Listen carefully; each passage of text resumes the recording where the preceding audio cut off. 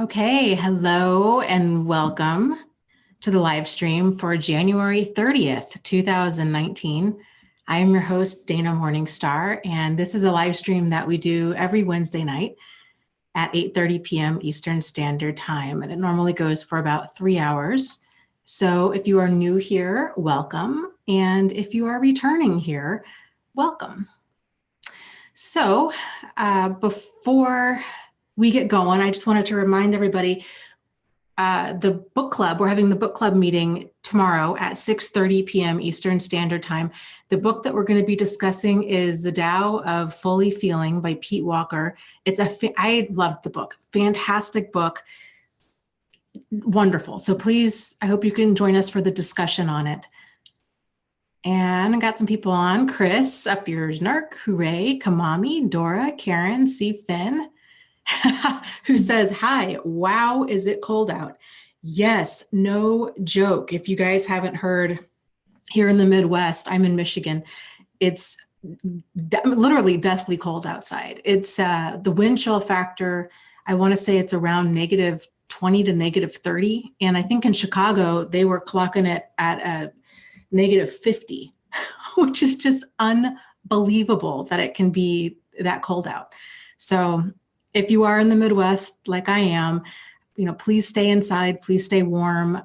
Don't drive if you don't have to. It's so scary. There were some stories I saw earlier today coming out about people, have been in car accidents and then their car's not working and then they're on the side of the road. Well, you've got about 7 to 10 minutes before you start getting frostbite and potential hypothermia. And so people are dying because it's so cold that even before the ambulance can get there, they're dying of the cold. So it's just so tragic. Yeah, really, it's just really, really awful. So be safe, everybody out there. And let's see, what else was I going to tell you guys? Kelly is here from Boulder, Colorado. Very cool. That's right around the corner from my old stomping ground, which was Fort Collins. So I'm very familiar with Boulder. I haven't been there in many years, though. Yeah, Rob says, yeah, seriously cold in Ontario, just north of you. Oh, what? Valerie saying the wind chill somewhere in Minnesota is up to -60.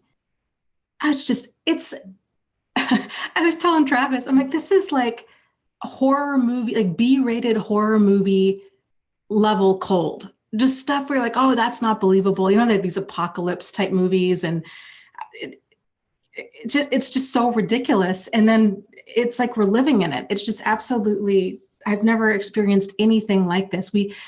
Travis and I, so basically our whole city is shut down and they put out, what is it? Like a state of emergency. And I don't know if it's all of Michigan or if it's just certain parts, but they had it to where you can't park on any of the streets. Well, we live in an older part of town and that's where you really have to park.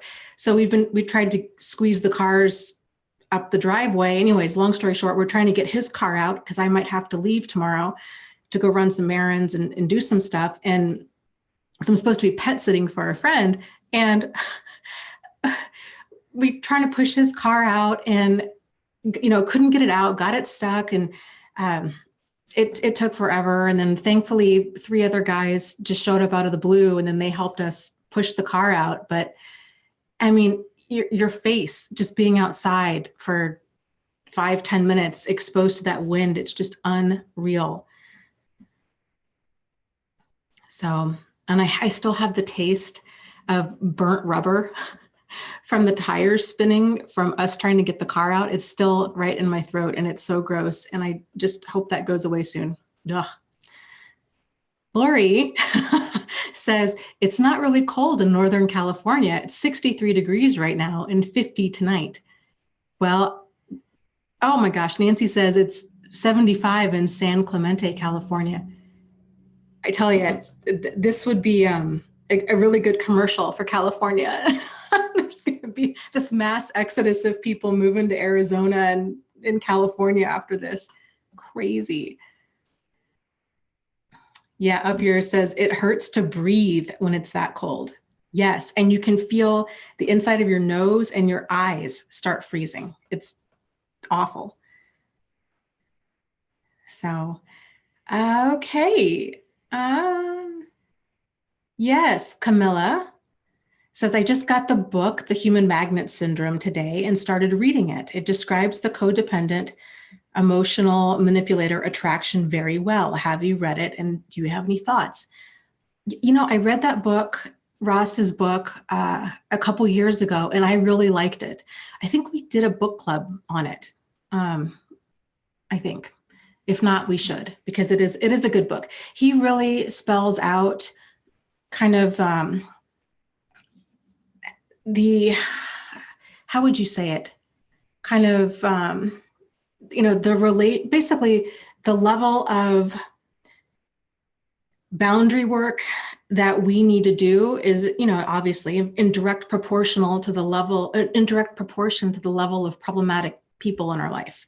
And so he spells it out according to kind of different behaviors, which I think can be really helpful. What did you think of the book? I would be curious to know.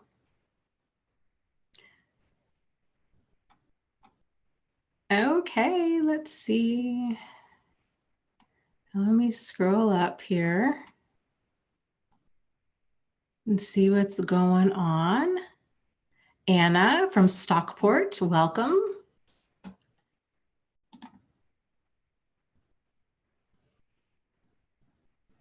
Lori says, I couldn't imagine living in that freezing weather. I have one son in Michigan, though. It's the worst blizzard in years.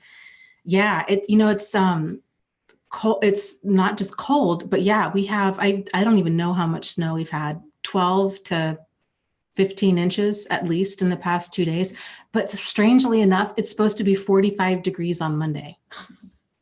I don't know. I'll take it, but very strange. Nancy is here and says, I've been in an abusive relationship with a sociopathic narcissist for 19 years. He's a Capricorn and I'm a Pisces. He's also got Asperger's, and I just found out I didn't realize what the hell I was dealing with.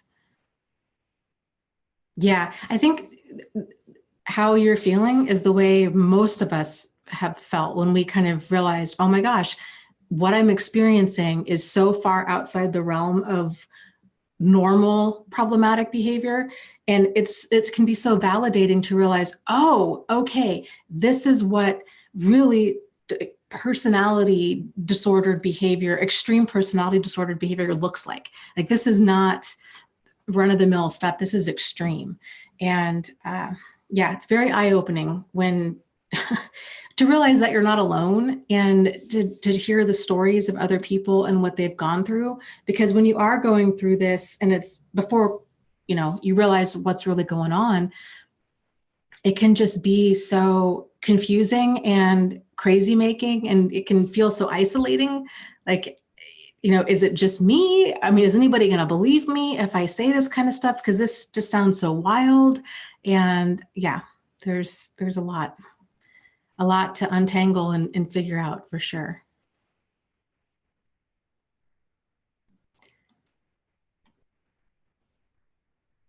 Okay, let's see. Camila says, I've only read 25 pages of The Human Magnet Syndrome today, but the overly giving codependent and the self-centered manipulator do fit in a dysfunctional way. Yes. Yeah, and it makes sense when you think about it, right? Like the lack of boundaries within us is going to be in direct proportion to the people that also have a lack of boundaries. So, and this is what can just get so dangerous, is because and manipulators can push boundaries, and boundaries get eroded, and it just can be taken to a really scary, dangerous place. We were talking about this a little bit in the support group today, and PM Melody is the only other person I've read anything about really kind of extreme codependency. And I agree with what she says. So I had this thought, and I'm like, I don't know, is this extreme? Because I'm kind of thinking that that really, like, left untreated, codependency will eventually cause death. Either you're going to get killed because there's no self-protective instincts. Our lives are always about other people. It's people-pleasing, self-sacrificing, putting their needs first, having no understanding of when we're in danger, continually believing, really dangerous and destructive people that they're going to change, that, they don't really mean it, these kinds of things. So if we keep going down that path, and if we do have the misfortune of really getting tangled up with a really extremely problematic person, it's going to lead to potential death, or it can lead to suicide, where they either push us to suicide, or we get to the point where we just give up hope and commit suicide, or drug addiction, alcohol addiction, where it's just a slow death. Because especially if we don't realize what's going on and we're internalizing everything because they're blaming us, they're shaming us. There's so much awfulness that goes on, that if a person's trying to cope, and if they're operating from the standpoint of, well, but marriage is forever and I need to keep forgiving them, and all of these kind of platitudes to keep their relationship going at this expense of sacrificing themselves, if they don't see leaving as an option, then they've got to figure out how to stay. And how most people figure out how to stay is to numb themselves with food, with drugs, with alcohol, with, you name it, spending money. And that's just all kind of just this basically a slow death. So it's so vital that we are able to get this stuff, to examine our boundaries, our standards, our deal breakers, to learn that it's okay to walk away, and to make yourself a priority, and that you don't need to wait for things to get deadly before you leave. If it's not working for you, it's not working for you. And just lots of really big lessons, and a lot of lessons learned the hard way, for sure. So Camila says, I've never thought about codependency leading to death, but it sure does cause a lot of pain. I can see that in the most extreme cases. Yes. And even if a person isn't necessarily that extreme, if you get tangled up with a manipulator, and if we don't have a solid sense of who we are and what is dangerous and what is safe, what is problematic, what is toxic, what is nourishing, if we're very easily knocked off center by other people saying, oh, it's not a problem. Oh, they had a bad childhood. Oh, they didn't really mean it. Oh, you should give them another chance. Oh, well, God hates divorce. All of these things. And if they're pushing a person into staying, because again, most people tend to think that the world is a fair and just place. And that way of looking at life works to a point. But when it breaks down and it doesn't work, it really doesn't work.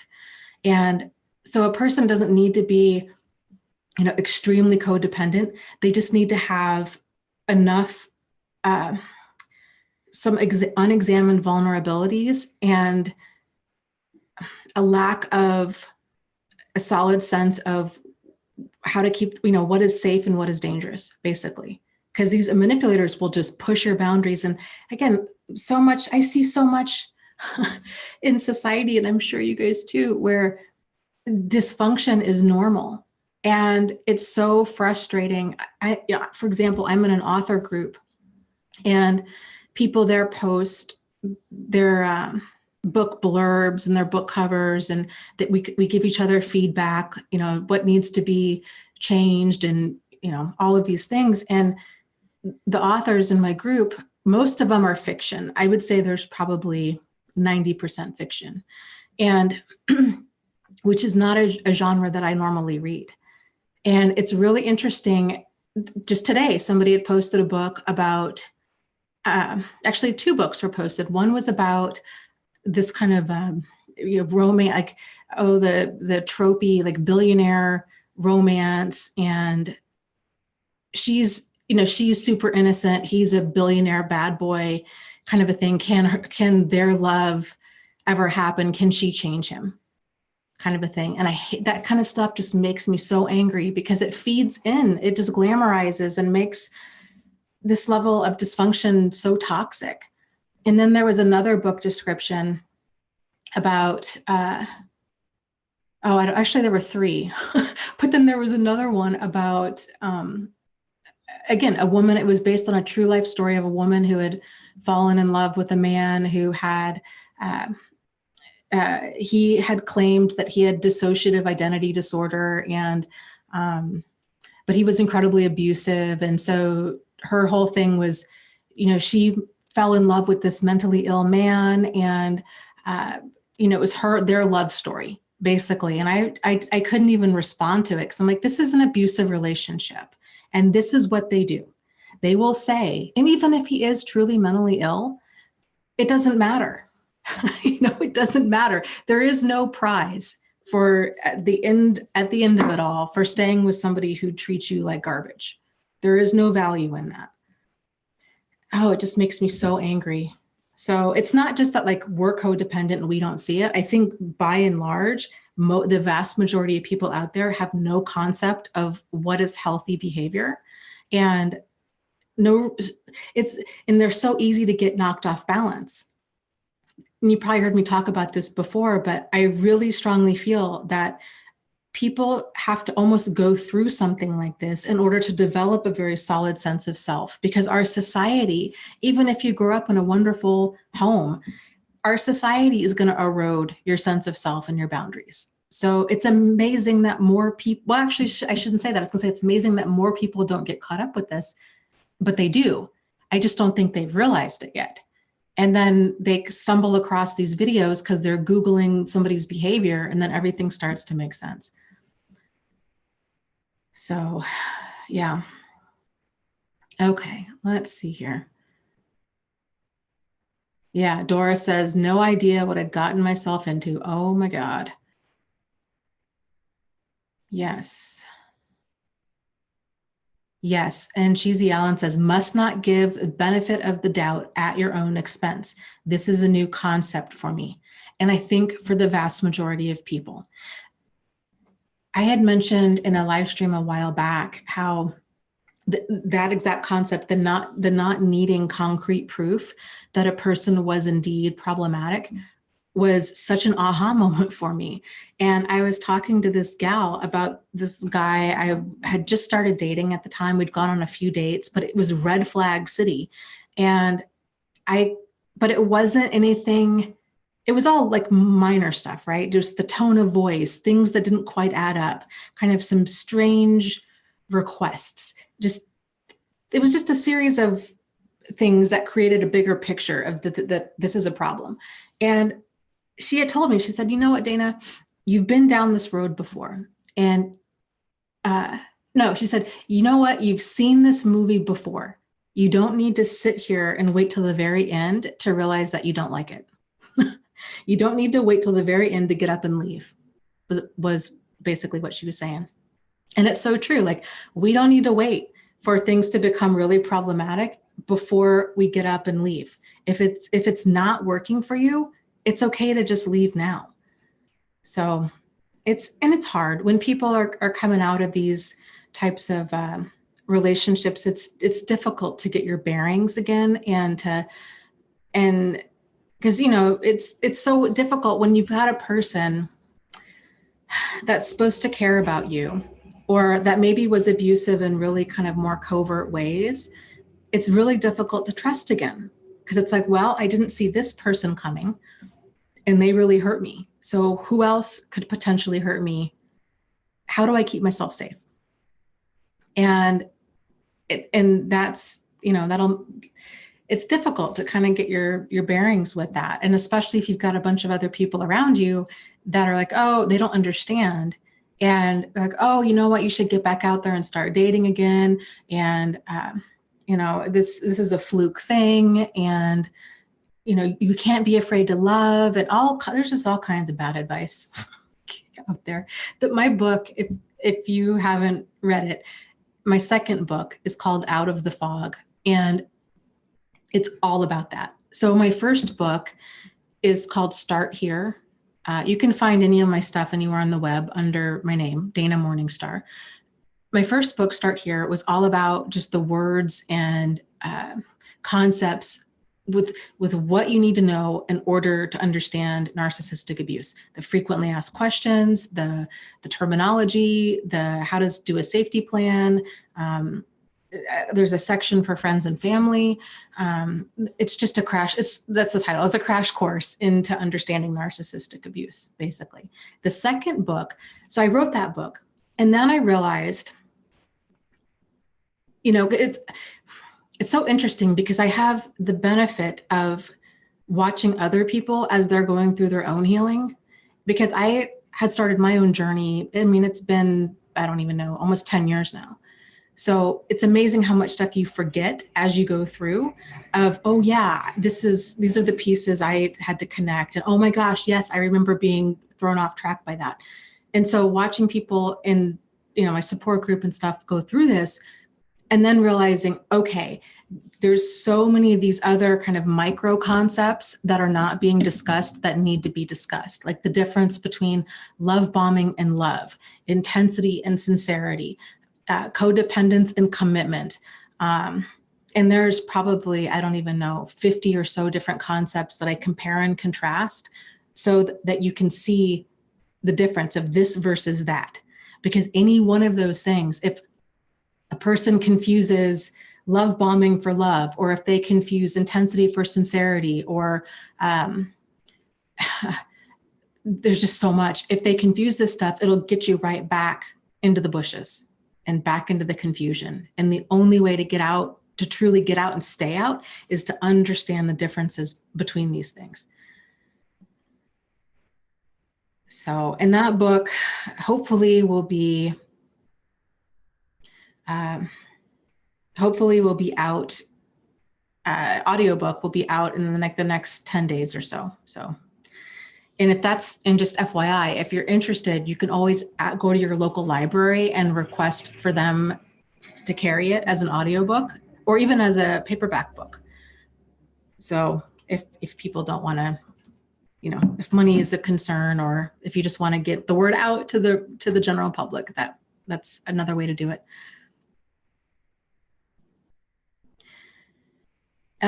Let's see. Camila says, I told my counselor I thought I was dating a narcissist, and she said, no, she's just very manipulative. And I thought, well, what's the difference? Yeah, there's a few points of difference, but I think at the end of the day, being manipulative is still incredibly problematic. And a person doesn't need to have like a full out personality disorder in order for it to not be workable. If they have the kind of personality where they're incredibly manipulative, I mean, just that alone, like that's not going to work. But if they're manipulative, if they have no empathy, if they have no remorse, if they show that they have a true lack of character, that they're doing all kinds of, they're lying and they're cheating and they're stealing and they're just all of that kind of stuff, to me, you would be wise to have that be deal breaker stuff. Because who was it? George Simon. He, I forget which book it was of his. He is so spot on, and he makes that distinction about, we talk about personality disorders. He said, but there's people out there, their behavior, it goes beyond that. It goes into being character disordered. And I just thought, that's a really important distinction that the DSM doesn't make, and that the mental health community at large doesn't make. And there's this idea of, or this attitude of kind of therapy can fix anything. And I think honestly too, most therapists, unless they've been through this, have no idea how manipulative and charming these people can be, and that they will go in there and they will act the part and they will say all the right things and seemingly do all of the right things when really they've just gotten better at hiding their behavior. So if you're dealing with a character disturbed person, it's a really good, it's a safe bet to realize that what you know is just the tip of the iceberg. So and that they're just going to keep on doing it because they have no character. There's no moral fiber there. So, okay. Let's see. I'm getting sent some questions here. That's interesting. Farah said, have you heard that empaths could be considered as a victim mentality? I have not. I guess it depends on what context you're talking about with that. Sometimes, here's what I see with the concept of empaths is I see a lot of people that identify as being an empath, and they have this sense of helplessness of, well, I'm just so in tune with other people's emotions. I just can't help it. I can't say no. I'm racked with guilt. I have to put their needs ahead of my own because I'm just so in tune with their feelings.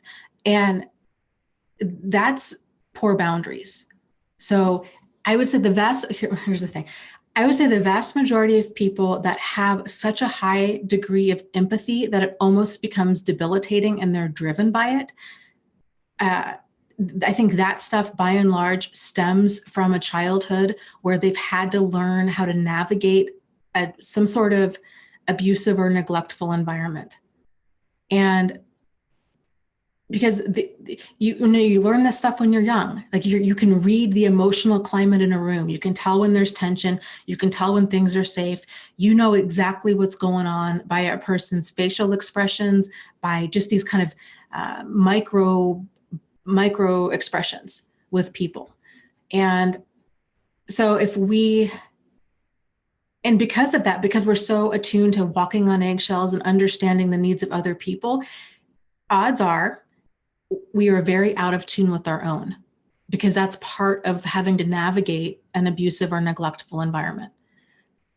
So if you had a parent who was personality disordered, mentally ill, struggled with alcohol or drug addiction, any type of environment where it was unpredictable, you didn't know what you were walking into, that's where this high degree, I would say that's where this high degree of empathy comes from, because it's just this high degree, you're on hyper alert. It's beyond hypervigilance.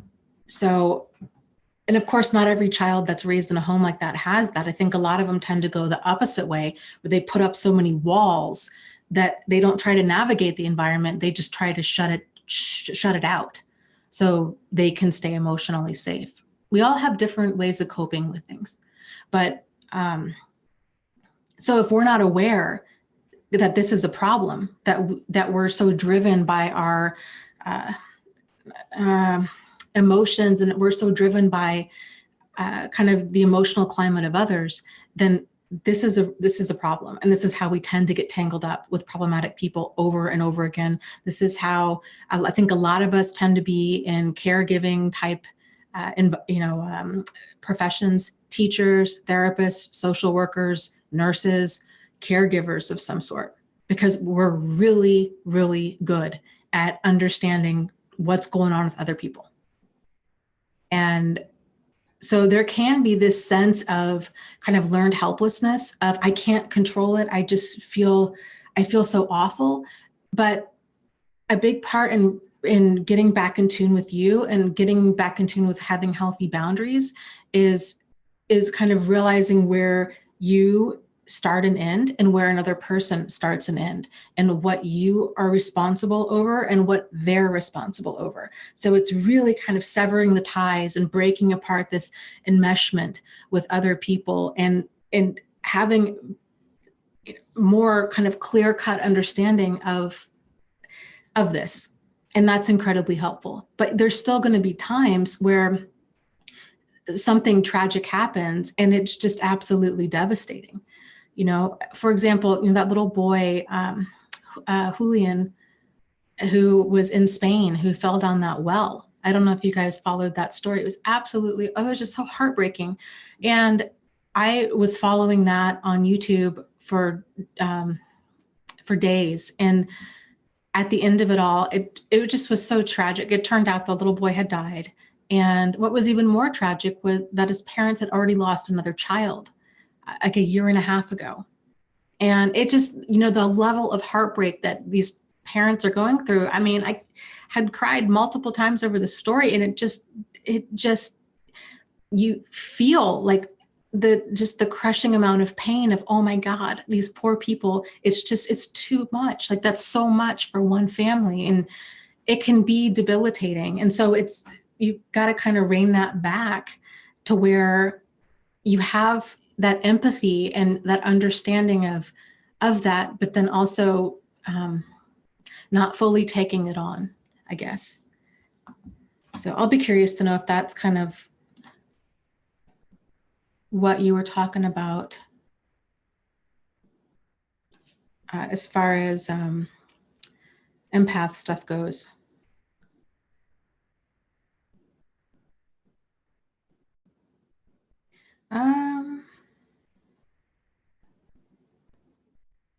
Jane says, any practical tips on how to get out of the in-between? I know I need to move forward, but I don't know what to move forward to. I'm lacking a hope, vision, money, and energy to get out. Well, okay, this is really fantastic that you have that level of insight. So I think when your person's at this stage, it can help to just think a few steps ahead. So coming up with really kind of, big time goals, stuff that, your picture of your ideal life might feel depressing and incredibly overwhelming because they can be so far away from where you are right now. So it can really help to just think, okay, let's just think a few steps ahead. And then once you get there, you can reevaluate and then think a few more steps ahead. So it might be, okay, getting a plan. There's so much, getting a plan relieves anxiety like you wouldn't believe. So maybe the plan is, okay, I need to somehow get some money so I can leave. And how am I going to do that? And how much money do I need? And is there a way that I can save up 3 months worth of expenses? Can I take out, do I have credit cards? Can I get some credit cards? Can I contact a church, a local church, or a domestic violence shelter to help get some funds? Do I have friends and family that I could potentially borrow money from? Just really kind of brainstorming what are the possibilities here? And then thinking about, okay, and if you find yourself getting panicky about that to where you're like, oh, I just can't, I just, no, I can't do this right now, then back it up a little bit and think about, okay, you know what? You don't have to do any of this. You don't have to enact this today. You don't have to enact this tomorrow or even next week. Let's just come up with a plan. There's no pressure. You will leave when you're ready. You know when it's time to leave. So back it up. Just realize this is just brainstorming here. If you were to leave, how could you do it? And then leaving is a big first step. So once that's done and you have the basics, food, clothing, shelter lined up, then you can start planning for other things as far as kind of creating a compelling vision for your future. But getting the basics lined up it's so hard to think clearly when you're under such a debilitating level of stress when you don't have money. So getting those foundational pieces in place it's so critical. Another thing that you can do right now, which I would strongly encourage, is thinking about kind of circling your wagons, thinking about a support system. Who do you have or who could you have in your corner? Do you have the time to get out and kind of meet some new people and cultivate some friendships? If you go to church, really making an effort to kind of, meet some people, some supportive people there, because one of the reasons, I would say two of the main reasons people go back, it's finances. They don't have the money to leave and they don't have the money to stay gone. And it's a lack of support. Because if we've made this abusive person the center of our world and all of a sudden that's gone, it can feel like there's this huge void in our life. And so if you can supplement that with other people where you're staying busy, you have hobbies, you have social support, or you have church support, you're doing things to kind of fill this void, that void won't feel so large. But it's really difficult to stay gone if you're sitting at home and you're feeling lonely and scared and you're totally starting over with no social support. You've got no friends, no hobbies, no family, no none of that. And it's just you. I'm not saying it can't be done. It can be done, but it can be incredibly difficult. So I would prepare yourself emotionally for that as much as you possibly can. Okay, let's see.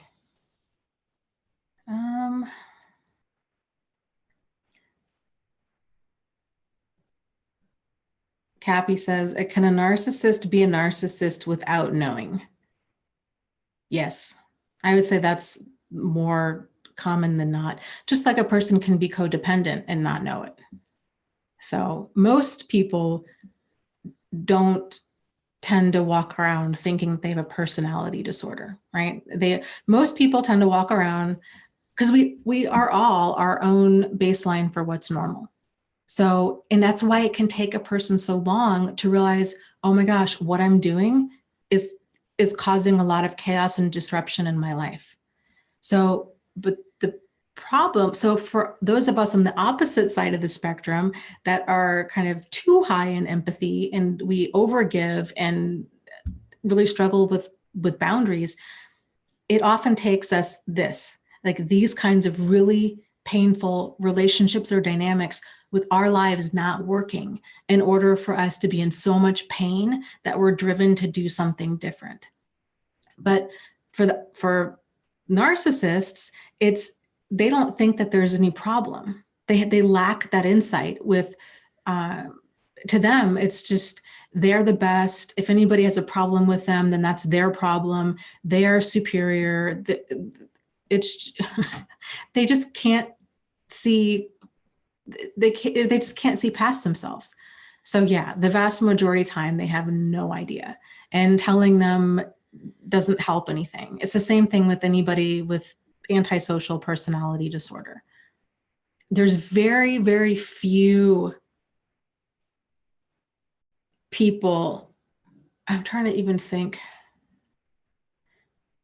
out of everybody that I've come across, like as a psychiatric nurse, I can only, off the top of my head, I can only think about one person who was very in tune with how deadly his behavior was. And he not only didn't care, but he really liked to talk about, he liked an audience and he liked to talk about these things because it disturbed people. So I would say that's definitely more of a psychopath. And he would probably had admitted it had his therapist told him.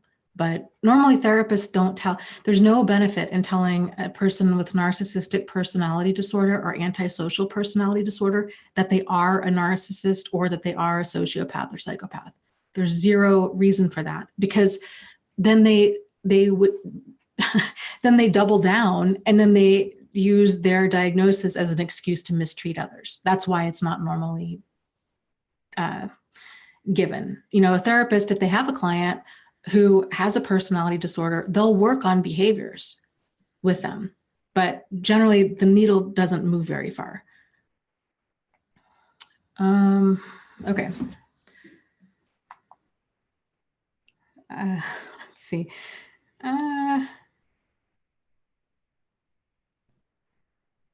Okay. Okay. Ooh, that's a good question. Rob says, how far do you think narcissistic abuse has come in the psychological community? It's honestly, it's hard to say because I'm so entrenched in this every single day. And it's always on my radar.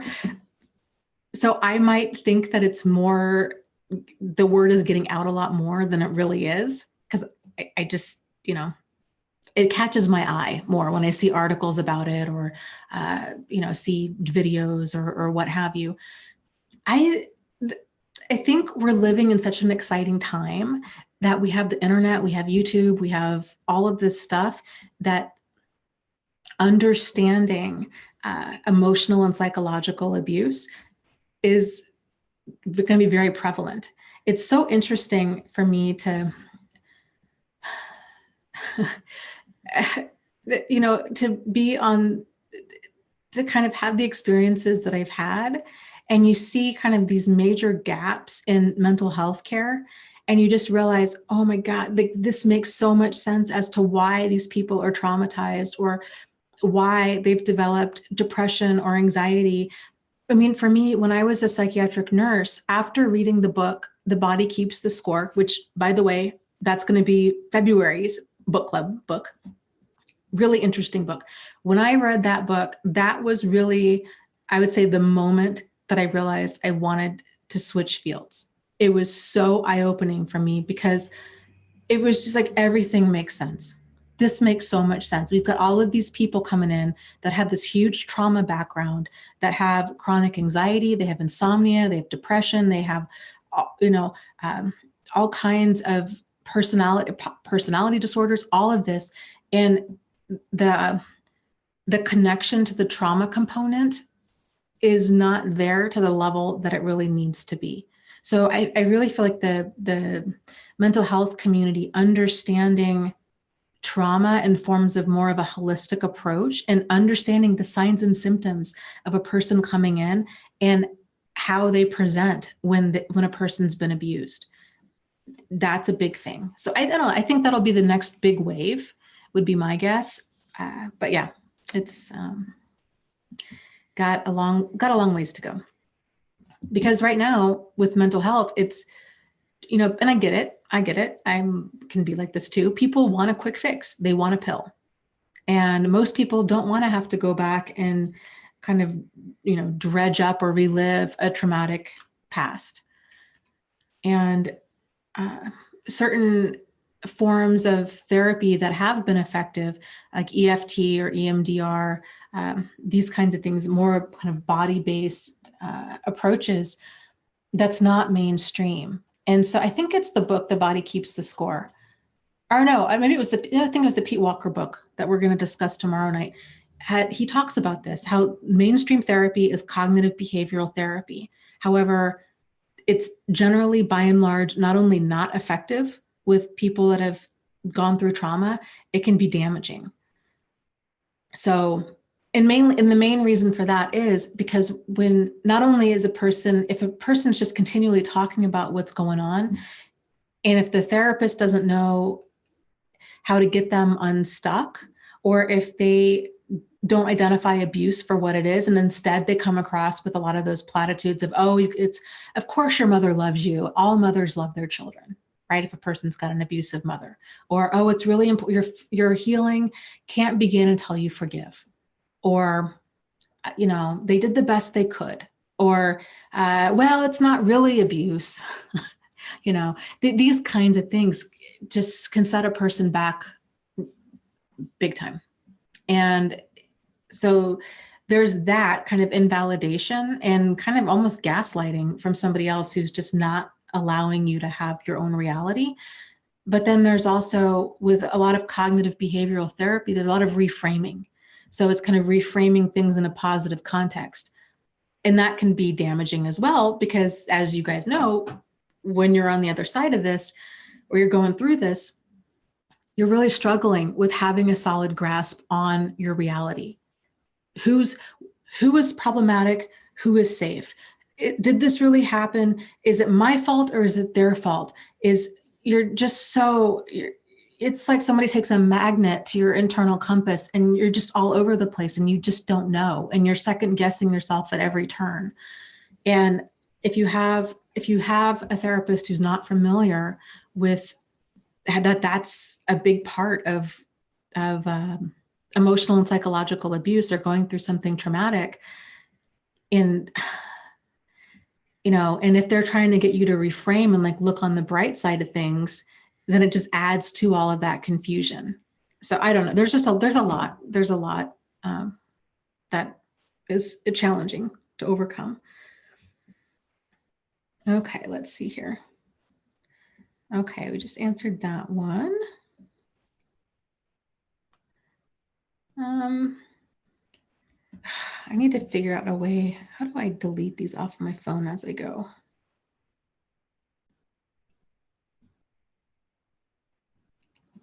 Hold on here. I gotta.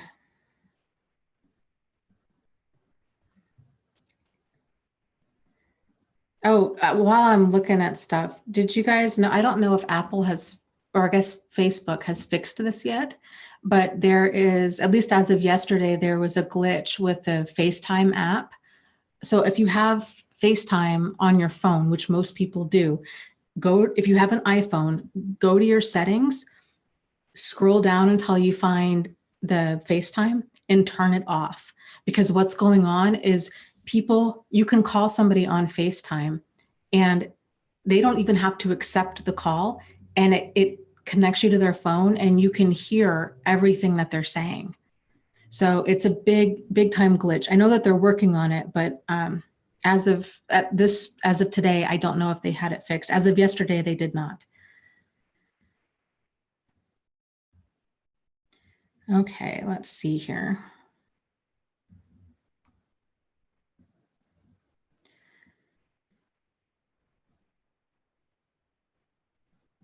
Mike says, what do you do about controlling, narcissistic, spying parents? My father is very manipulative and controlling.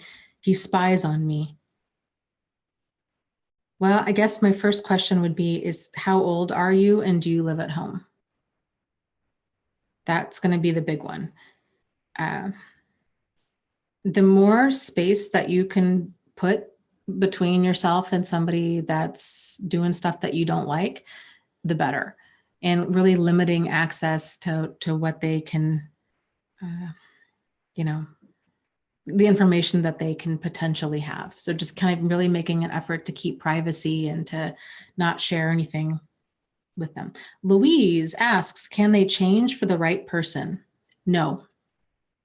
Nope, it does not work that way. Change is an internal process. It's oftentimes lots of trial and error. Awareness is always the first step. And it's, excuse me, we see their behavior, the outside looking in. And for us, it's like, well, but they just need to stop screaming or they yelling or gaslighting or cheating or doing all of this stuff. What you're seeing, their behavior, it's indicative of a much larger problem. It's like if your ceiling starts dripping, right? That's a problem. And that's a much bigger problem than there's just a little bit of water coming down. There's major issues going on with the roof or the gutters, right? It's the same thing with personality stuff. The behaviors that you're seeing, there's a lot of other stuff going on. So, a porcupine doesn't turn into a kitten. It really, really doesn't. And they can make it seem like that they have changed. I think that's one of the hardest things for so many survivors is if and when they do end up leaving, they can make the mistake of going onto social media and seeing pictures of this new person that's in their life and thinking, oh, now this new person is having my happily ever after. They look so happy. My ex is doing all of the things that I wanted to do and with this new person. And what you're really seeing is the idealization phase for the new person, and it's still part of the devalue phase for you. So, if you're having friends and family talking to you, kind of telling you what's going on with your ex, just shut that stuff down. That's not helpful at all. But no, a person has to actually want to change. And in order for any of us to change, we have to experience generally a great deal of pain in order to get motivated to do something different. That's how it all works, right? That's how people get sober. That's how people lose weight. That's how people, get into therapy. That's how people do all kinds of things. The challenge with people that are narcissistic or sociopathic is, first off, they don't care. They don't see that they have a problem, and they lack empathy and remorse. So, and their behavior tends to work for them.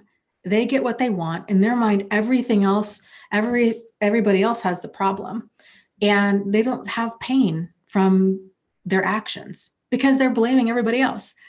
So even if they cheat on their spouse, if the spouse leaves with their children, in their mind, it's crazy. They just rewrite history and they're like, oh, my ex is awful. You know, he or she left with the kids and did this, that, and the other. And they turn themselves into the victim, leaving out really key pieces as to, oh, actually, they were physically abusive and they were cheating and all kinds of things. But in their mind, if you leave them or if something happens that they don't like, it's your fault. There's no accountability there. That kind of stuff it's not workable. So, and frankly, it's throwing your life away, holding on to hope that a person's going to change. So, and a lot of times too, they'll say all the right things. They'll promise change. They might go to therapy. They might, if you see a person's behavior change, like a light switch, you caught them cheating and siphoning household funds and doing all kinds of stuff, this whole bunch of stuff that was going on. And then you confront them and they say all the right things. I love you. I want to make this work. Home is where you are. I can't imagine my life without you, blah, blah, blah. And then you go to therapy and you're like, oh my gosh, in 2 sessions, everything in our relationship is totally fixed. But like I said, the reality is they haven't changed. They've just gotten better at hiding it. And the crazy making part of that is it's really difficult to know. People get caught up with, well, how do I know if they've really changed or not? And that's what's so damaging about this character, a lack of character, is you can't trust a person who has a pattern, who has lying issues and cheating issues and stealing issues. That would be foolish to trust somebody like that. So that's when somebody breaches trust at such a level like that, it takes years, if not decades, to rebuild it. And it's too much. So Let's Be Real says, can you develop a dissociative identity disorder from narcissistic abuse in childhood? Yes, generally, I think it's kind of more trauma of any kind tends to lead to dissociating. How dissociative identity disorder is portrayed in movie and media is very different from what it's actually like. And it's incredibly, it's incredibly rare. What it used to be known as multiple personality disorder. And then they kind of recategorized some things to now where it's dissociative identity disorder. Dissociating in general it's something we all do. First and foremost, we all do it. It's to the degree and frequency that we're doing it, then it becomes a problem. Just like any of these traits for personality disorders, these all fall within the realm or the range of human behavior. It's the degree and frequency that's the concern. We can all be narcissistic. We can all lie. We can all even cheat. We can all, do this kind of stuff. But is there remorse there? Is there empathy there? It's kind of balancing this kind of stuff. It's more of, is this an event or is this a pattern? Is the difference with stuff. But anyways, dissociative identity disorder, multiple personalities, like, the M. Night Shyamalan, I can never say his name, Shyamalan, it has that movie coming out called Glass. And he had another one out called Split. And it just made me so angry. And I just thought, I'm surprised where is the mental health community with this? Because it's so just ill-informed at best and damaging. And it's not something that I would have expected to come out in the year 2019. But multiple personality disorder with a person, what you see on TV, what you see in movies with a person shifting between these personalities, that's incredibly rare. And there's I would say probably the vast majority of the mental health community, it doesn't believe that it's valid. It's a really contested disorder. And in my personal experience, I've had several patients that have been diagnosed with like multiple personality disorder back when it was that. And they're shifting between personalities. To me, it was not convincing at all. It seemed more attention seeking than anything else. And I've talked to, it's interesting because I've talked to other people, that have come across people with multiple personality, just other mental health professionals. And like, it's always the same stuff. They're like, oh, we were very fortunate. We got to see this person kind of from a clinical perspective. They shifted into this other personality.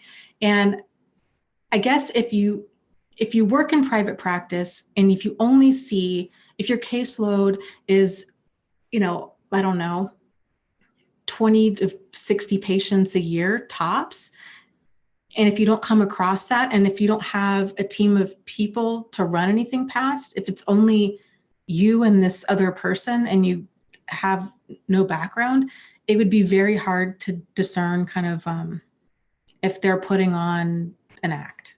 Although you can kind of tell. I mean, people do it all the time, but it can be a little bit confusing. For us, seeing other, you could just tell. You're like, this person is just totally. I don't know if they're here for, they're trying to get on disability. They're attention seeking. They're trying to get certain medication, whatnot. So I've never seen a compelling case of multiple personality disorder. But dissociative identity disorder, I think that is much more accurate. If you've got a person with a lot of trauma who's dissociating, let me back up. When I talk about how we all disassociate, let me give you some examples. When we daydream, when you get in your car and you drive to work or you drive home and you don't really remember the drive, you're fantasizing about things. You just seem to kind of, you're in a meeting at work and somebody asks you a question. You're like, oh, what's going on? I totally missed the last 10 minutes. That's a form of disassociation. With trauma, it can be much more extreme and much longer lasting. And here's how I see the difference between kind of, I think the reality, here's how I see the reality of dissociative identity disorder. Multiple personality disorder was more of people have multiple personalities. When a person is truly dissociating, they don't have multiple personalities. They have a fractured personality. So it's like they have less of a personality. So it's trying to get all of these pieces of who they are into one. But those splits, like I said, I've never really seen anything convincing or that they all develop their own personality. Did that make sense? So I guess if anybody has been diagnosed with dissociative identity disorder, don't panic. It doesn't mean what it used to mean. And the definition's a lot broader, and disassociating is common. It's especially under anything traumatic, anything, abuse, car accident, house fire, you name it. So, and two, just kind of FYI, when a person gets a diagnosis from like a clinical perspective, it's the main reason for that is so that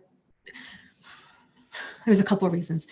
It's basically used so that a treatment plan can be formulated, and there has to be a label given in order to get to bill insurance for it, basically. And so a person, if most people don't realize that, and so if they ever see their file or if their issues are being talked about in terms of all of these different labels, it can make a person feel profoundly broken.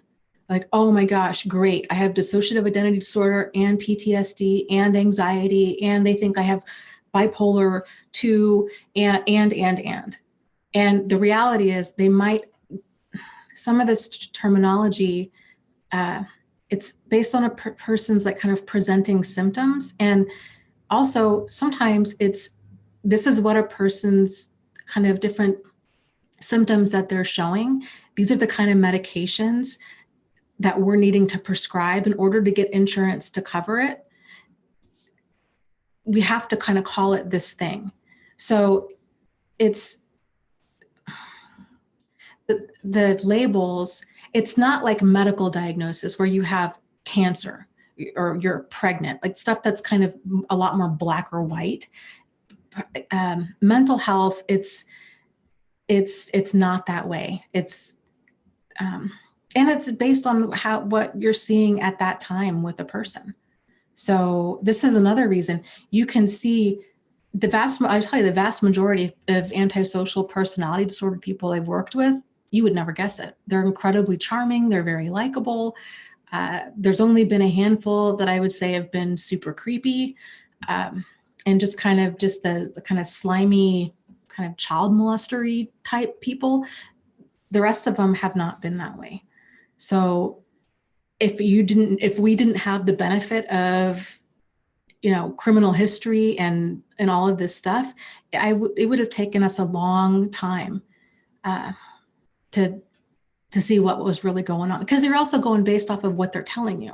And most people aren't going to tell you the truth, especially if they have a criminal history or a bunch of stuff going on. And if they do tell it to you, they're going to spin it in a way that they're the victim. So there's a lot of complexity and pieces to the puzzle. Okay, let's be real says, I'm scared I have dissociative identity disorder and it isn't fully emerged yet. I can imagine. And I hope that everything that I said about dissociative identity disorder, and that it's common to disassociate. It's one of our many defense mechanisms that we have. But the new understanding of it is very different than the old understanding of it. And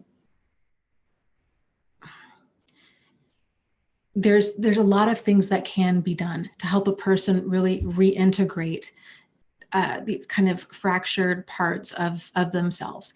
Time is a big part of it, but really finding a good therapist who understands abuse and who understands trauma can be an absolute game changer. So you're not alone. I bet you there's a lot of people here in this chat and just here in our community as a whole that have been diagnosed with dissociative identity disorder. So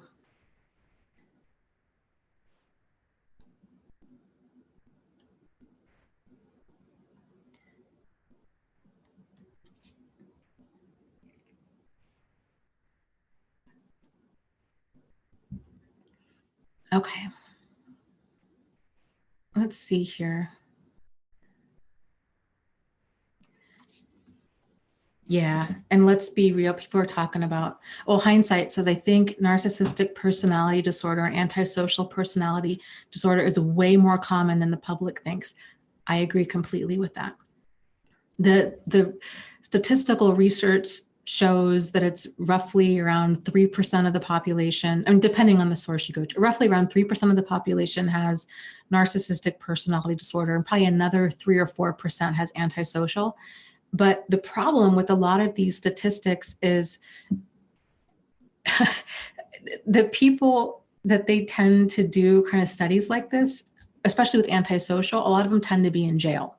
And that right there kind of can skew a lot of data. And there's a lot of people that are misdiagnosed, that go undiagnosed, that never seek therapy. So there's no way to actually really track this. And I think with our society, just the lack of social support that most people have, I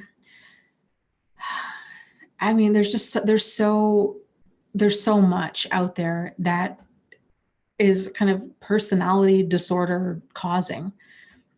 So yeah, I think over time, unless more education is done for, just how to be healthy, how to be emotionally healthy, unless there's more stuff done, I think it's going to continue to grow and grow and grow. So another really common disorder that people, abuse survivors are diagnosed with is borderline personality disorder. And this is one of the reasons I get very concerned when I hear people discussing this disorder, because I get it. I get how people are like, oh, this person's totally borderline personality disorder. They were dramatic, erratic, emotional. They made my life a living hell. They were manipulative, this, that, and the other. But yes, that definitely does exist. But there's also a lot of people with borderline personality disorder who have some of the traits, but they're not manipulative or destructive. They've been abused, and or they're fresh out of abuse, and they have really no sense of self. They have, kind of this pattern of fractured relationships. They have kind of poor impulse control because they're traumatized. And so that diagnosis, when a person is hearing, oh, borderline personality disorder people are abusive, and then they get the diagnosis that they have borderline personality disorder, that can absolutely be devastating for a person, especially if they've been continually blamed by the abuser that they're the problem. So it's a tightrope. I think it's important for us to discuss how I think it's just more important to talk about behaviors instead of labels for that reason, I guess is what I'm trying to say. So, because the label is going to mean different things for different people. Because it's not like, it's generally about, I don't know, 5 out of 9 traits that a person needs to have, depending on the disorder. And that can be a big difference between those 5. And then why does a person have certain traits and not others? And could there be overlap? Could it be PTSD instead? Could that be misdiagnosed? So, okay.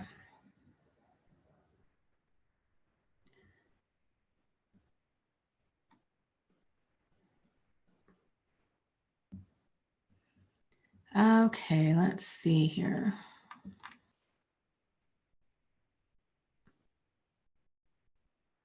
Let's Be Real says, I keep worrying everyone is a sociopath, to be honest. Like someone told me that they saw a scary, violent video once, and I automatically thought they were a sociopath. Do you mean the person that watched the video, or the character or the person in the movie?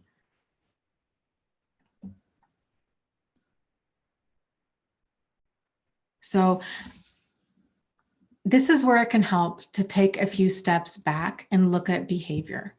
And how you're feeling is very normal. I would say, if you guys have read the book that we're going to be discussing tomorrow night, the Tao of Fully Feeling, he talks about kind of this period, like this dark night of the soul, where I think that's a Carl Jung thing, but where you're finding yourself, you're reintegrating, you're just understanding the world in a very different place, and how it can be kind of this long, confusing, lonely road that you're walking on as you're trying to make sense of things. And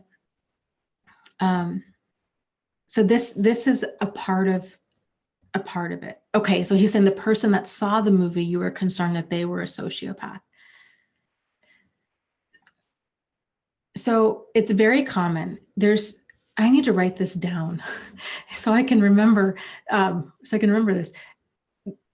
There tends to be, I would say, 3 major stages of awakening when a person is on the other side of being abused.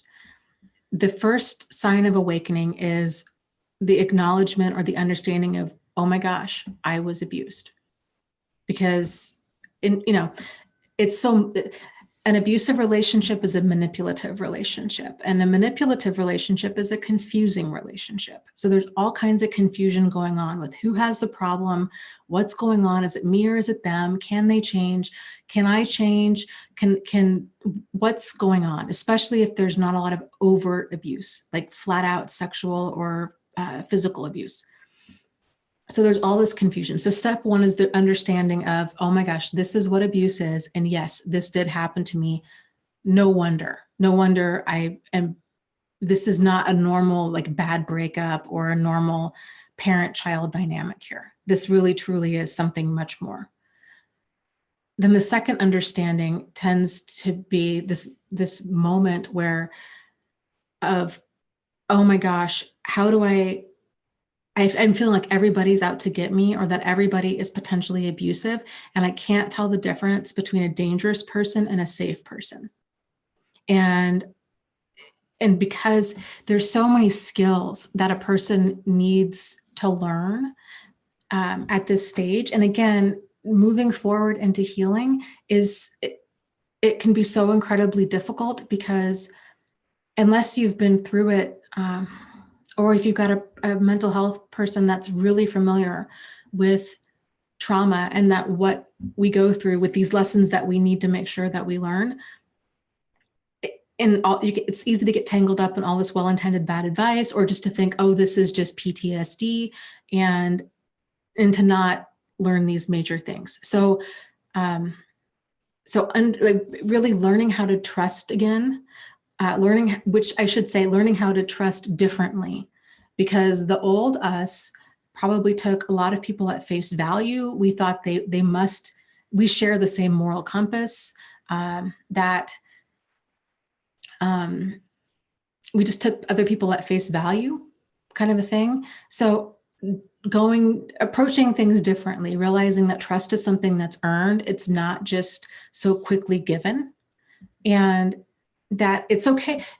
Healthy people don't trust everybody right away. That's dysfunctional, to immediately drop all boundaries. And not saying that if you trust somebody, you would ever drop all boundaries, but to instantly take another person at face value, to instantly just let them set the pace, and that you're pouring out your whole life, things are moving really quick. That's not healthy. And so that can take some changing the way we interact with other people, and realizing that trust is something that's earned, and it's built up over time with appropriate behavior on their part. And we're paying attention, we're continually taking the temperature of our dynamic with them. How do they respond when you tell them something deeply personal about yourself, or something personal in your life? Are they gossiping about you? Are they sabotaging you? Do they seem emotionally safe? Do you feel safe around them? It's kind of what it boils down to. Do you feel, when a person feels safe, they tend to feel calm. It's sort of like, we don't tend to realize the health, either physically or emotionally, that we have until something wrong, something problematic happens. Like we don't go around thinking about that our foot feels fine, but if you get a splinter or you step on a nail or a thumbtack, then you realize, okay, this is what pain feels like, right? And then you can, as you heal, the pain goes away, and then you're kind of back to that normal level of non-pain, I guess. It's kind of similar with other people. So a safe person, it just feels like calm waters. And so it might just kind of feel like, there's nothing, it's just smooth sailing. If a person is in your life and there's all kinds of chaos and seeming like miscommunication and just conversations that go off the rails, and you're always leaving confused or irritated or angry, nothing seems to get resolved, things get spun back on you, and you're like, I don't normally have this dynamic with other people, then that's somebody to distance yourself from. Odds are the odds are it's some degree of manipulation on their end, whether it's intended or not, whether they're, just deeply dysfunctional people, or either way you lose. So, valuing having peace in your life.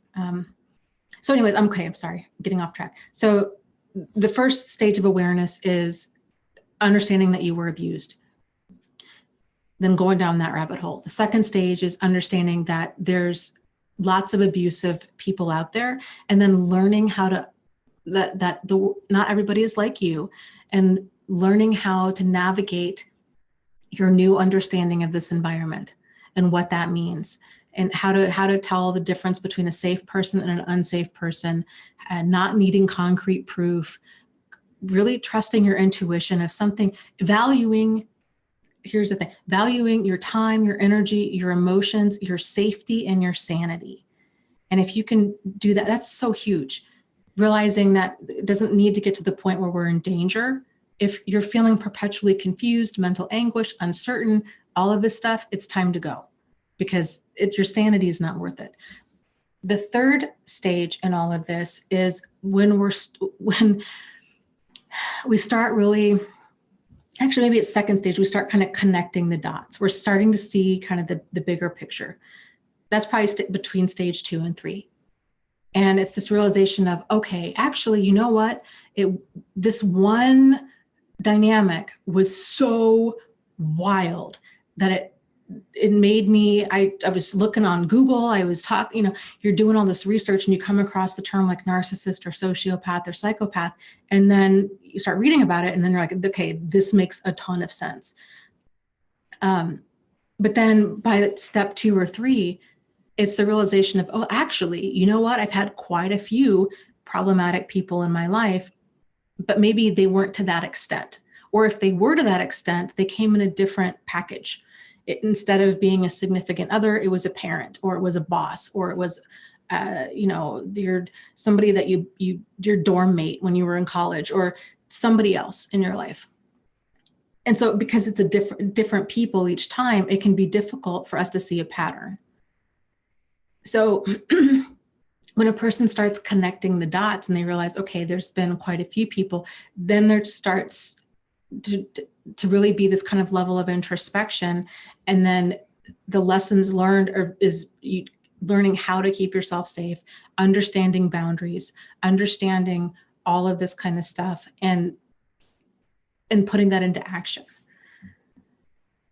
So I guess what I'm saying is being on high alert around everybody, and in really being like, wow, I feel like I'm seeing sociopathic behavior everywhere.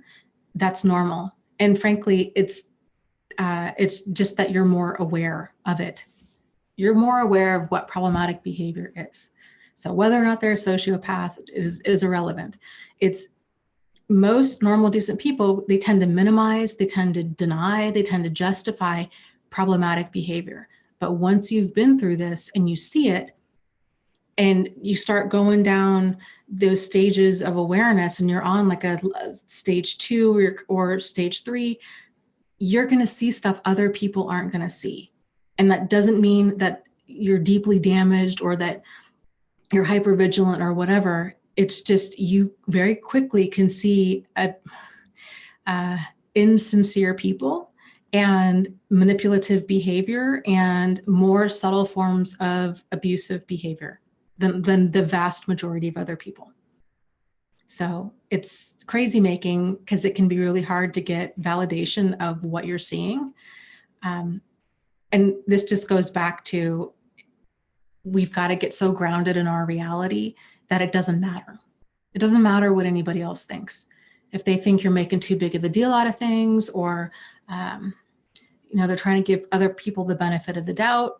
If another person's making you uncomfortable, it's really important that we can take some sort of corrective action to where that's not the case.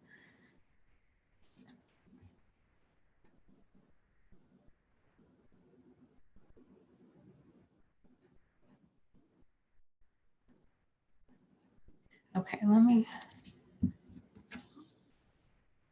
let me scroll down here. Is there something going on, James, in the chat? I might be missing something because I get to talking and then I don't scroll down. Gail says, what if your narcissist has traits in all areas? What do we call them? Well, I guess it depends on what kind of traits you're talking about. I guess the way I think about it, if you're talking about, and again, I'm a big fan of it's about the behavior. It's not about the label, but just for kind of sake of, because it's interesting and for the sake of conversation, all sociopaths and psychopaths at the core are narcissists, but not all narcissists are sociopaths or psychopaths. So there's a lot of overlap. If you've got, people, that are highly manipulative. Here's how I kind of look at it. If a person is highly manipulative, if they're exploitative, if they lack empathy and they're lacking remorse, and they just have a history of not being law-abiding, to me, then they graduate to the level of sociopath or antisocial personality disorder, which is sociopath and psychopath kind of lumped together. So I don't, it depends. Like different people are going to view these kind of different, they're going to see different traits differently, I guess is what I'm saying. So I don't know. I think the more extreme the behavior, the more kind of extreme the diagnosis, I guess. But I think for our purposes, thinking about a person's behavior in terms of, we don't need to wait around to figure out, okay, is this person in fact a full-blown narcissist or are they a full-blown sociopath? We just need to just back it way up. Is this person's behavior problematic? And then take action.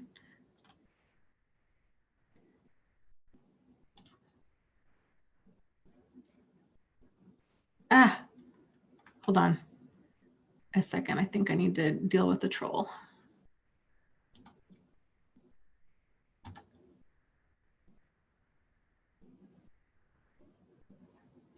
Okay, I just removed that person. I didn't see anything that they had said, so I'm just assuming that they need to be removed because they kept getting timed out. So I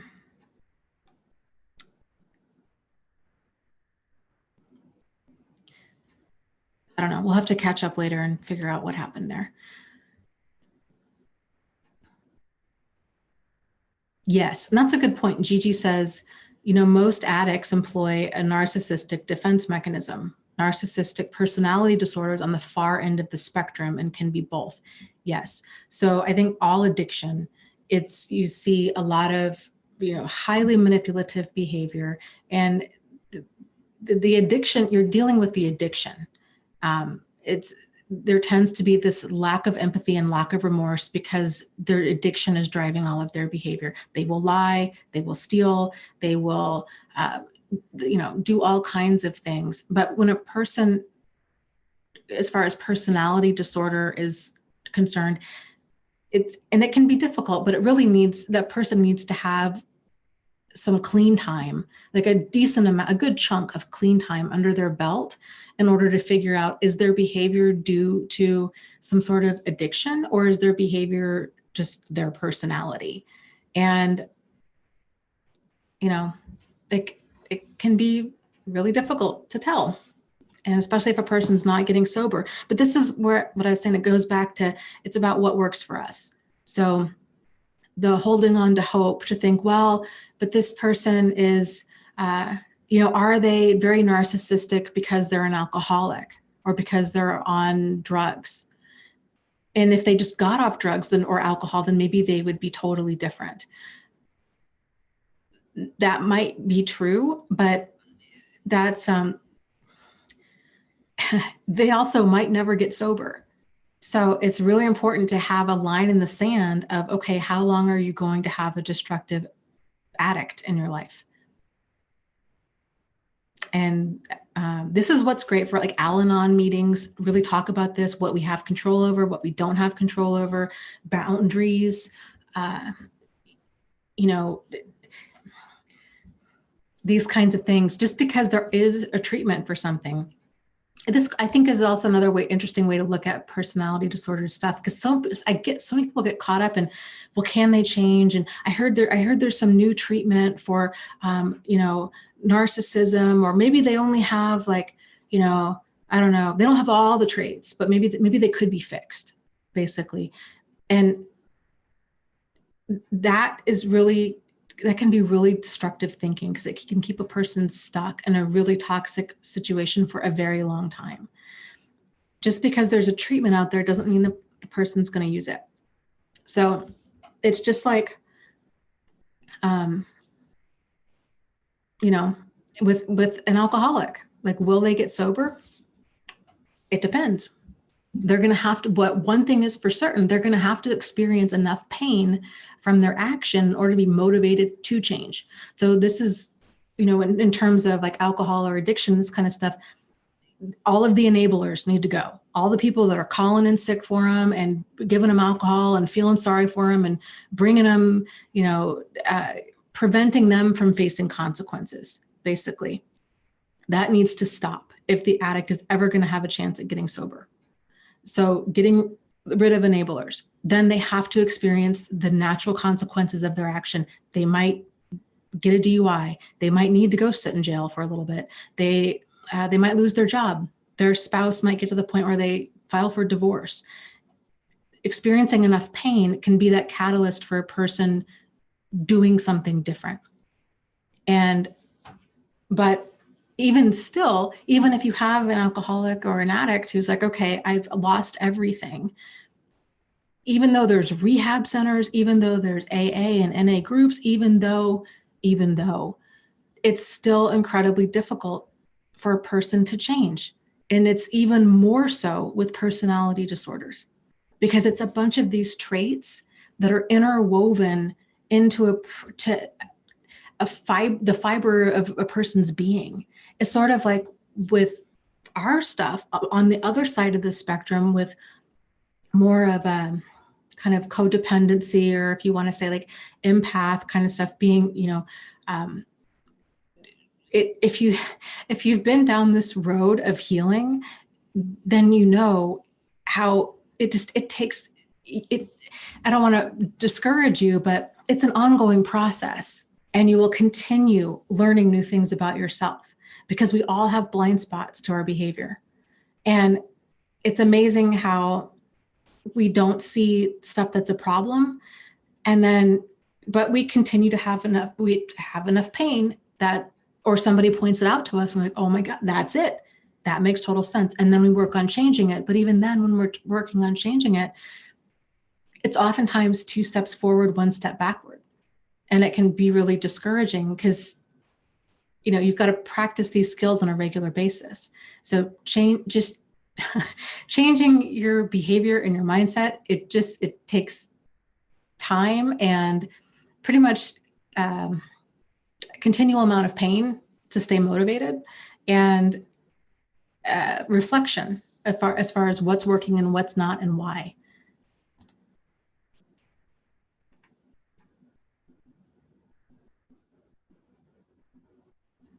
Okay, let me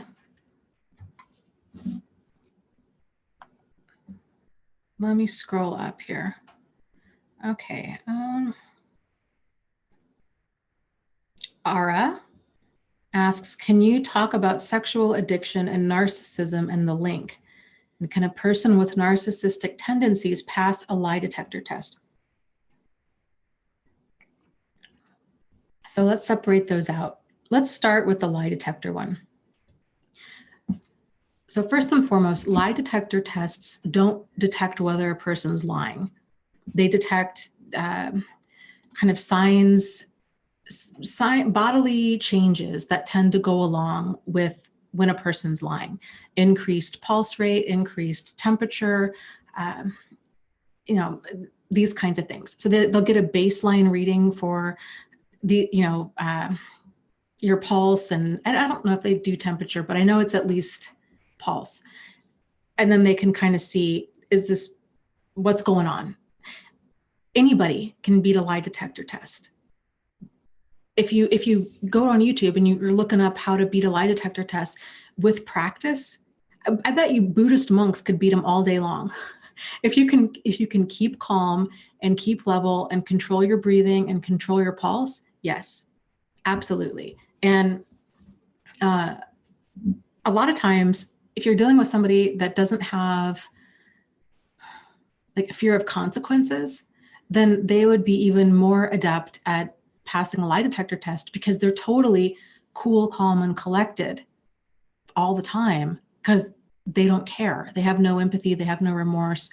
And they tend to have like the grandiosity and the arrogance to think that they're going to get away with it.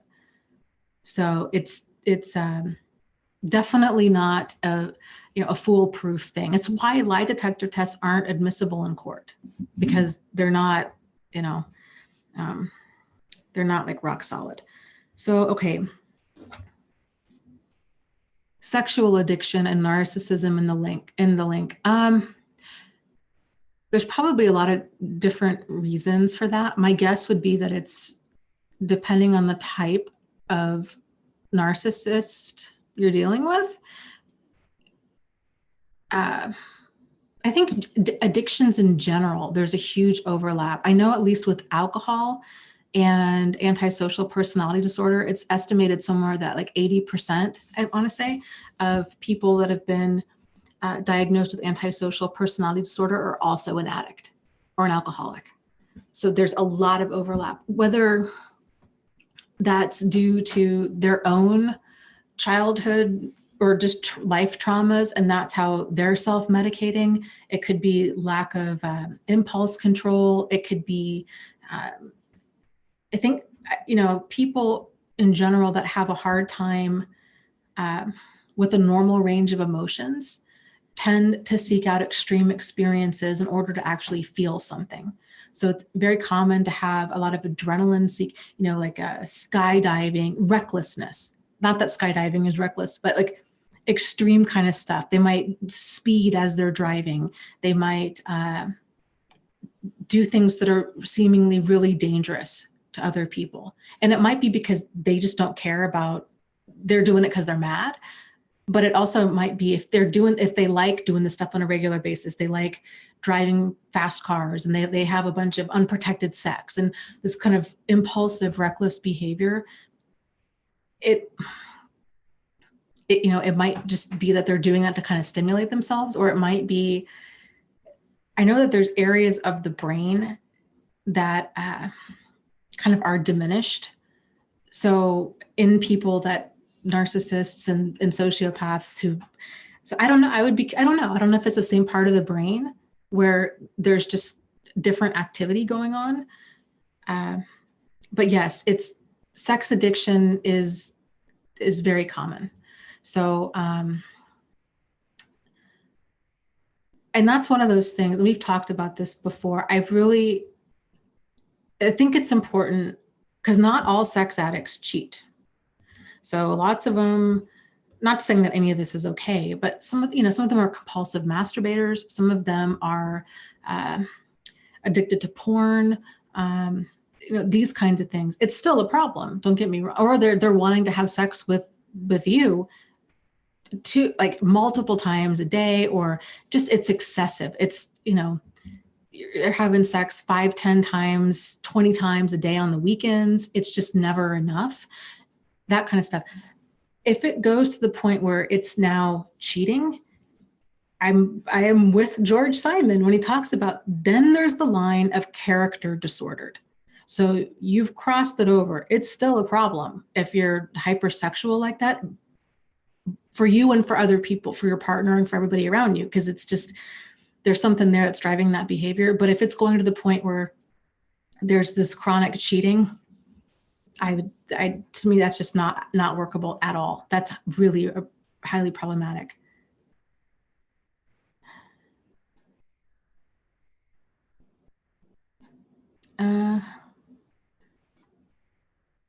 Okay, let's see. Diana says, what is it with the sex and violence connection? Arousal from rough and violent activity. I would imagine, well, it's generally, I think with abusive people, whether they're a narcissist or a sociopath or none of the above, if it's just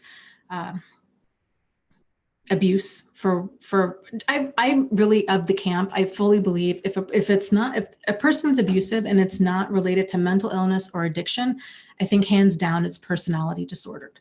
So that's not mainstream thought on that. And I feel like it should be, but so just like, let that be known that I'm kind of alone in that thinking. But I really feel the rough and violent activity tends to be all about control. And that's what abusers in general tend to be all about.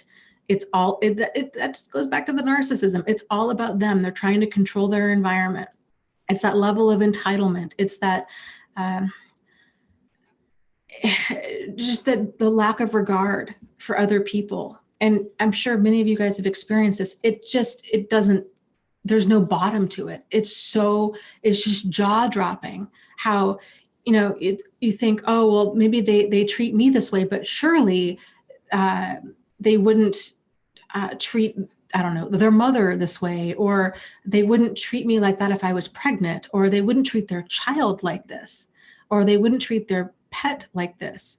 And the more you get into it, you just realize these people don't give an F across the board. And it's jaw-dropping to be like, I can't believe that you were driving so reckless with your child because you were mad about some guy cut you off in traffic, and now you're going 110 miles an hour to just stuff like that. Or you're totally willing to destroy your family over I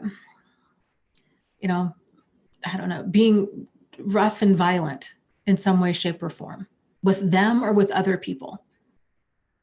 It's a lot of that, I don't know, it's impulse control in general, and it's the need to be in control, and it's that level of entitlement of, it's the common phrasing of abusers of, look at what you made me do. That's the mentality that abusers have. It's that very immature mentality. You forgot to buy ketchup at the store. That's why I yelled at you. There was a case here in the Lansing area, probably about 8 months ago. I was reading the paper and I was so angry. Oh my God. There was a guy who was married. So it was a husband and a wife and her, I think, 13-year-old daughter from a previous marriage. They all lived together. And the daughter went to wake him up because she was hungry and wanted something to eat. I'm pretty sure she was 13. I don't know why she was waking him up. Maybe they didn't have food in the house. I don't know. But she went to go wake him up. He was sleeping. He got mad and he stabbed her to death. And then he wrapped her in a blanket and set her body on fire. Why? Because she woke him up. And then that mentality is, well, look at what you made me do. Had you not woken me up from my nap, I wouldn't have killed her. There's no accountability there. And it's like, okay, dude, you just, not only is that outrageous that you would take the life of a child because you were taking a nap, but you also threw away your own life. Now you're going to be rotten in jail. But in their mind, they're a victim of the system. Like they don't, it's hard to understand crazy behavior because it's crazy. So, this kind of stuff, this is why I say they can escalate quickly. And what really made me so angry about this, I should still write a letter to the newspaper about it. His attorney had the audacity to make a statement saying like, well, overall, I think we can all agree he's a pretty good guy. There was just this one thing that happened. Like he just kind of flipped his lid. And I'm reading this and I'm like, okay, he's not a good guy. I think we all need to get really crystal clear on our definition about what constitutes a good person. And B, I would put every dime I had that this was not the first sign of violent behavior. Because there's a pattern. Before a person tends to get physical like that, especially like that, there tends to be verbal abuse and emotional abuse and psychological abuse. You start seeing this person has no character. They're lying, they're cheating, they're stealing, they don't give an F. These are the signs. But so many of us tend to think, oh, well, maybe it's because this person has a drug or alcohol problem. Maybe it's they have a bad childhood. They had a bad day at work. Maybe they'll change this, that, and the other. This is why I feel like it's so important for us to be self-protective and to not risk it. There was another story here, a situation here in Lansing. This was a couple years ago. A guy was driving his pickup truck, and there was that firefighter boot drive. You know, the firefighters come out and they collect at red lights, they collect money to pay for equipment and what have you. And that tends to back up traffic. Well, it caused this guy to miss a green light. He gets upset. He starts screaming at the firefighter. Words were exchanged, the firefighter screaming back at him. The guy in the truck goes around the block, comes back, guns it, runs this guy over, and drags him till he's dead.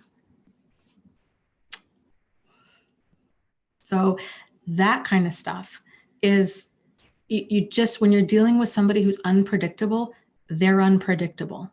So don't think that their previous behavior, just because they haven't done anything violent or dangerous yet, in this kind of term, their previous behavior is not necessarily indicative of their future behavior. So, but at the same time, their previous behavior, if it's been abusive in any way, shape, or form, you can bet that their future behavior is going to be the same or worse, because the vast majority of abusive behavior, it gets progressively worse. It does not get better. And it's due to that entitlement mentality and that attitude of, hey, I'm just responding to you. Like, you shouldn't have forgotten the ketchup. You shouldn't have woken me up from a nap. You shouldn't have caused me to miss a green light. You're not sharing the same reality with people like that. You know, we all get frustrated. We all get angry. It's how you handle it that makes the difference. And, you know, we all get jealous. All of these things are normal human emotions. It's just how they're handled is the difference. Okay.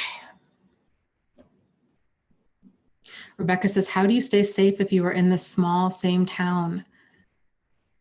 If the person in your life has been abusive and you are concerned, there has either been a previous history of physical violence, they've been threatening things, sometimes you have to move. And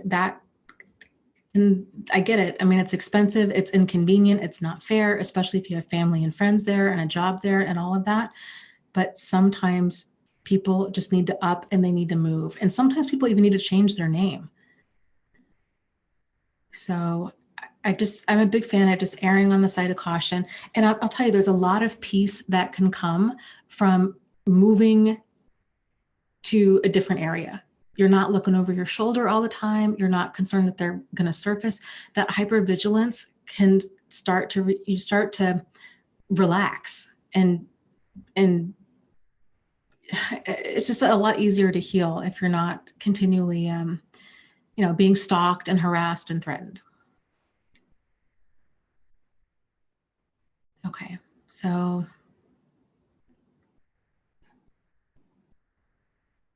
High quality says, yeah, brain injuries and lack of impulse control go hand in hand. Yeah.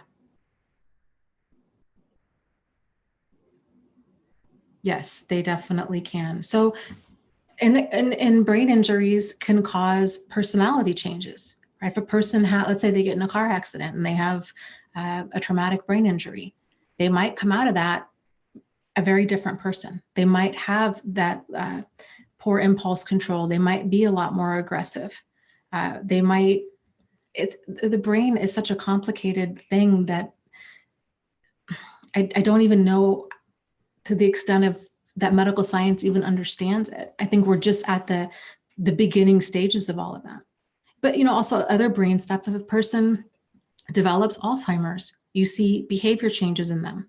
They might have been the most calm and loving person, and now they're flying into rages and they're acting in ways that's not normally them. But again, this kind of stuff, we just have to be self-protective regardless of what's causing a person to be dangerous and destructive. At the end of the day, if they're dangerous and destructive, you just have to be self-protective. It's not to punish them. It's not anything about that. It's about you keeping yourself safe.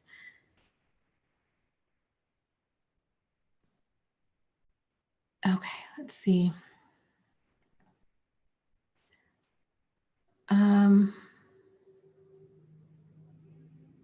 That is a really valid point, Joe. He says, assume the costs associated from a toxic person as being 5 to 10 times more than you think it could be. Yeah, I think you're spot on. There is really no happy ending to an unhappy journey. If the whole time you've known them, it's been nothing but chaos and them manipulating your emotions and this kind of stuff, the only thing that we can do is to plan for that, to take appropriate action and to try to anticipate their behavior as much as possible, to go into damage control mode, but then to also be emotionally prepared of, yes, this is going to cost me financially, socially, on so many different levels. And this is why it's really helpful to have a support system around you, because it's just the fallout from these relationships is just so devastating. Okay.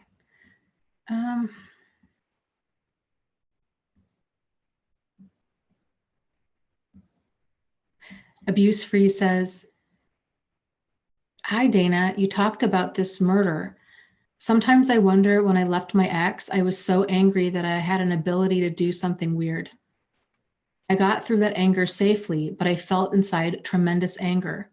How would we differentiate that anger from the anger you talked about? Okay, really valid question.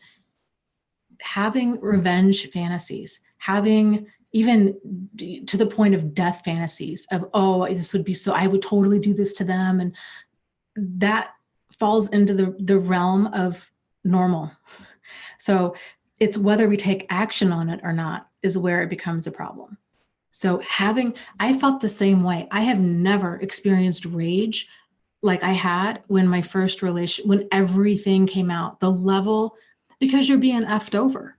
And that's, to be upset about that to that level is it's an appropriate response to inappropriate behavior. And it took all I had. So I should say it's an appropriate emotional response, but to inappropriate behavior. It took all I had. I flirted. The idea of killing him crossed my mind. I've never been so outraged. And there was a part of me too that felt like I had a social responsibility to do something, to stop this person from hurting other people. And that was really hard. It was really difficult on many different ways to walk away. And I think it was probably a lot of that hurt and pain was a catalyst for me doing what I do now. So it's sublimating. It's turning all of this pain and this negativity into something positive. I don't know.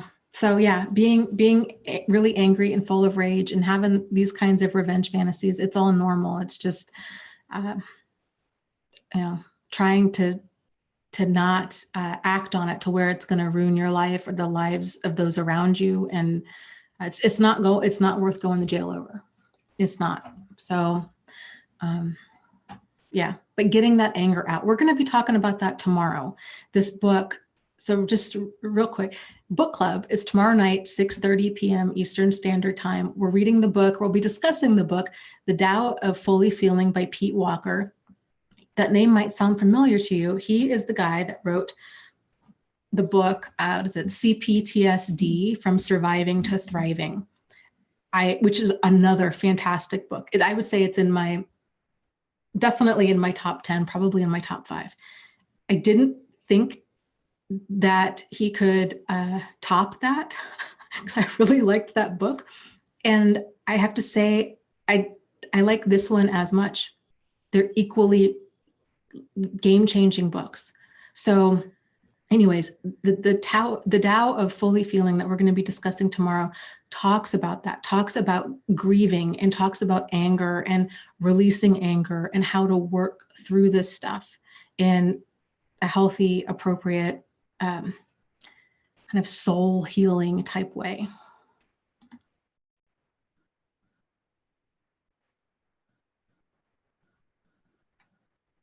Betty says, do you believe Shanann Watts knew Chris was as dangerous as he became? No, absolutely not. I don't believe that. I think he was the kind of guy that really he just lived a double life. He had a very charming facade. My guess is I don't know much about their marriage before her murder. I would be surprised if they ever really even fought or had any disagreements. So this is the thing. So when we're talking about kind of sociopathic behavior, they come in different packages. So they can all be very different. The men in my life, the two that were like the most extreme, they were along the lines of like the Chris Watts kind of stuff.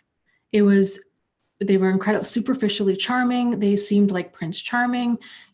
Everybody loved them. You would not have guessed. And so there's that kind. Then there's the verbally and emotionally and psychologically abusive kind. Some of them steal, some of them cheat, some of them don't. Some of them, rape and molest, some of them don't. Some of them steal money, some of them don't. Some of them are hypersexual, some of them don't want to have sex at all. Some of them, they're male or they're female or they're Jewish or they're Catholic or they're young or they're old, or some of them work in professions that you would kind of figure, oh yeah, that like they're attorneys or they're cops or they're kind of control-driven professions.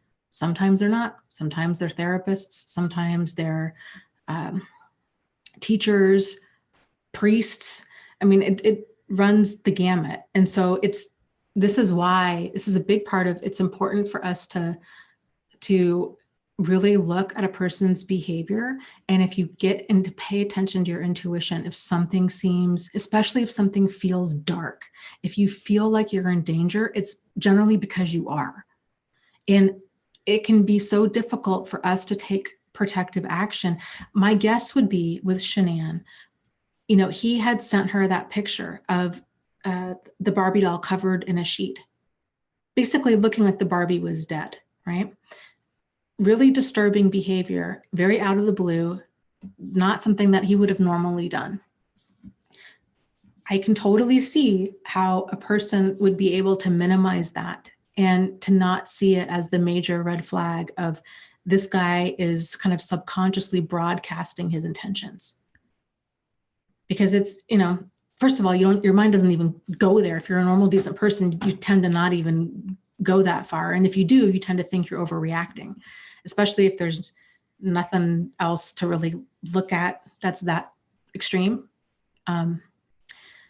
So no, I think the whole situation, I think, from the videos I've seen about the text messages between Shanann and Chris and all of this stuff, she was just beginning to discover or starting to think about he's having an affair, but there's a ton of back and forth. So she was, again, just at that tip of that iceberg of something's not right. He's acting really squirrely. He's, doing all these things, and it just escalated fast. And it's so incredibly tragic.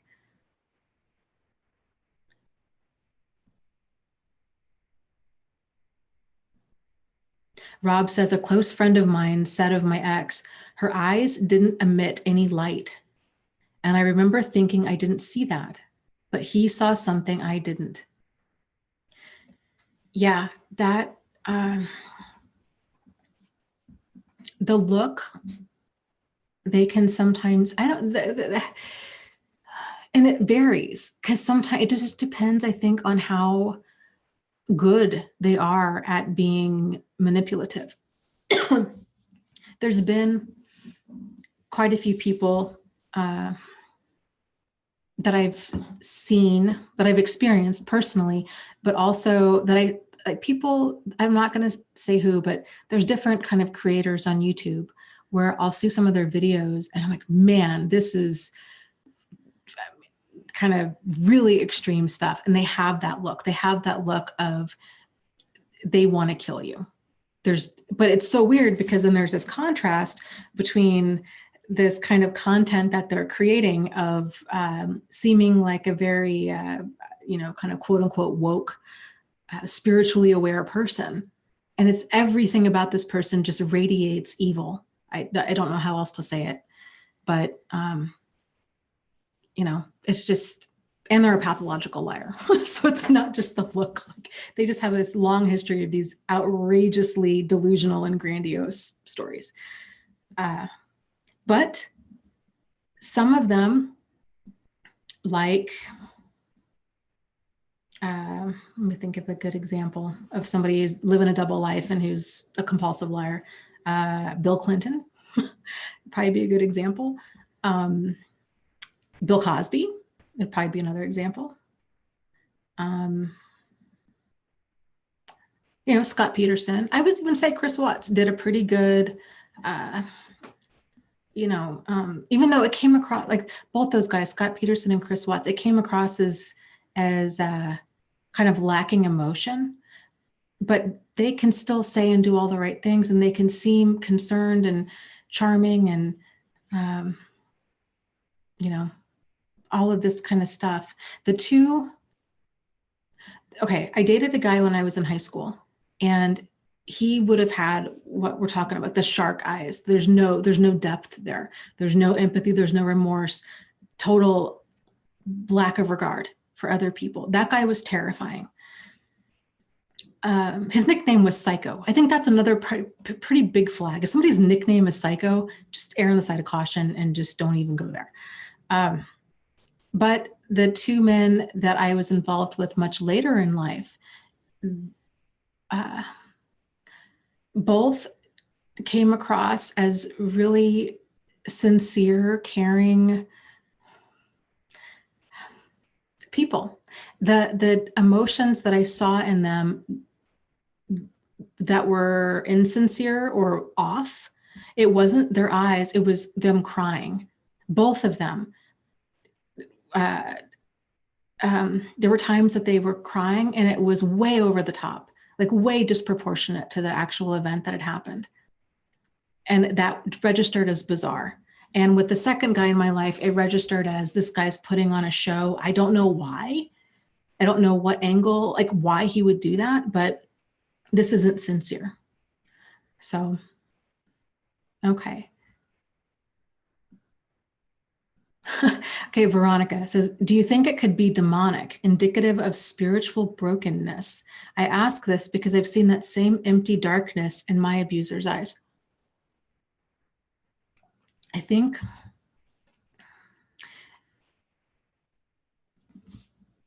here's what I think. I think that when any of us goes into fight mode, we look like that. Because when a person goes into survival mode like that, they go into attack. And there's things, so there isn't any empathy or remorse because we're in attack mode. So there's also, physiological changes that happen. So when a person goes into fight mode, your body's releasing all of this adrenaline. Adrenaline causes your pupils to expand. So your eyes become big and dark, which so that's kind of it. When you see, when people talk about this person looked at me and it was like they could kill me, like they did not care and they had this darkness. A lot of that's the adrenaline that's going through them, but that blank look, that dead look of like shark eyes and that kind of flat affect that they might have is what you're seeing is that lack of empathy and that lack of remorse because they're in fight mode. So it's scary, especially if it's coming on out of the blue, or coming on over like a seemingly for no reason. That kind of stuff's not normal. I think these people have been around since the dawn of time. You've got Cain and Abel, right? If we're going off the Bible, this has been a thing for a very long time. I think all throughout history, people have been trying to describe this kind of behavior. And if you go back and you read different passages in the Bible with kind of a fresh set of eyes, there's a lot that talks about, the importance of developing an attitude of discernment, of being able to tell the difference between a false prophet and a real prophet. There's going to be a lot of people that are going to lead others astray, and that the evil comes in many different packages. Sometimes it's manipulative. Sometimes it's dressed as everything that you'd ever want. So I think this kind of behavior, this level of like narcissism and just evil, it has been, we're using different terminology for it now, but it's the same behavior.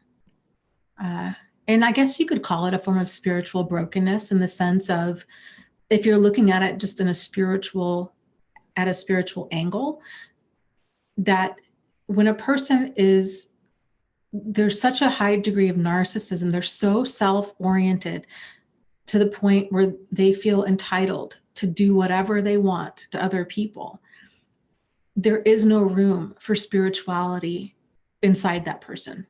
So I'm not talking about like the, atheists or anything like that. This totally, a different subject altogether. But a person can't, it's sort of like you can't serve two masters, right? You either have your problematic ego or you have a relationship with God or with a higher power. But for them, they are their own higher power.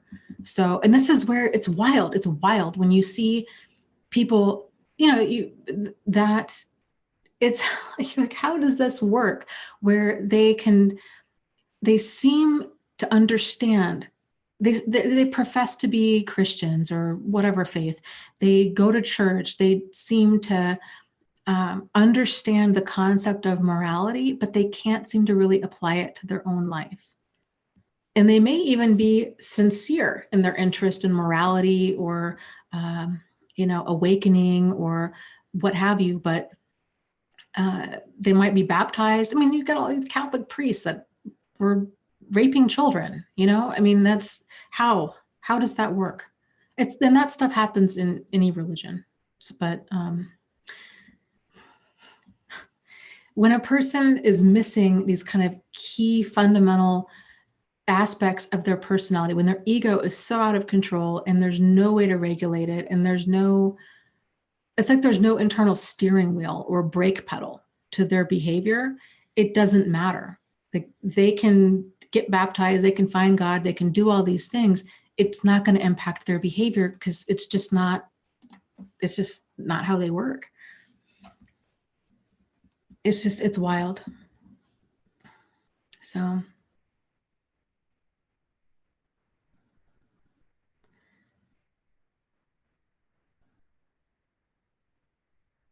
Veronica says, it's funny, he used to want me to call him, what?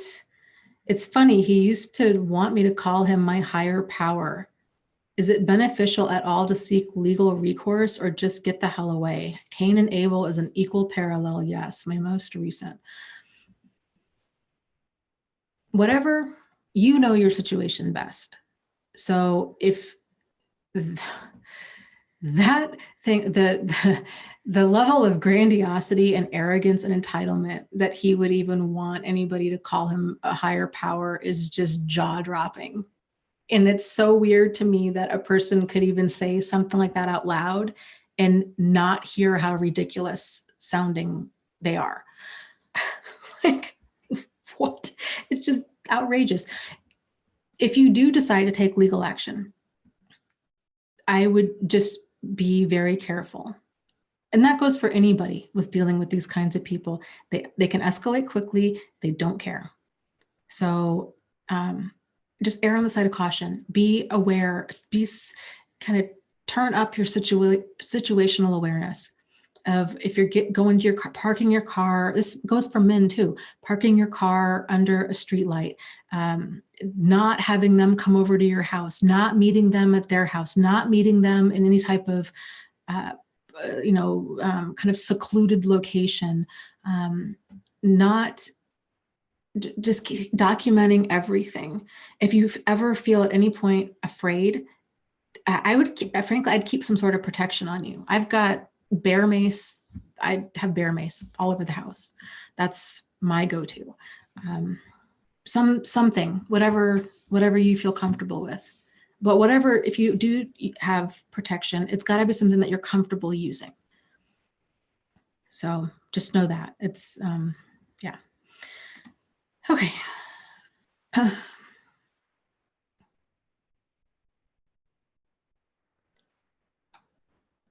Yeah, Stainless says, never meet with an abuser alone, ever. Yes, they can say all the right things. I really, I know we're getting divorced, but you know what? Attorneys are the ones that win in this. And I really want to settle this just between me and you. And we've got to learn to get along for the kids. And how about, you come over here, and we'll have a cup of coffee, and they can sound really caring and like normal, decent people trying to reach a solution. And you just can't take anything they say at face value, and just got to err on the side of caution.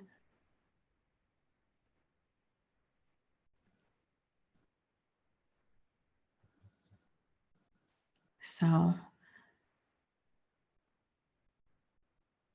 oh, wow. Hey, Lydia says, one time when I was walking on the sidewalk, I fell and cut my knee. And my narcissist says, well, that's God punishing you for not loving me enough. Again, that goes into the what on earth bucket of things to say. I've heard, this happened to a family member of mine. Her ex-husband, when they were married, he had said, I'm trying to tell the story without revealing too much. At one point he had said that she could not love her children as much as she loved him, that she had to choose who was she going to love. And she thought, like, again, what are you talking about? That's nuts. And her husband was, he's an intelligent man. It's just bizarre. So, hindsight being what it was, she'd said that, she should have divorced. That was a big sign right there, that he saw everything as a competition, that there wasn't enough love to go around. It had to be one or the other. That's a problem. Okay, let's see.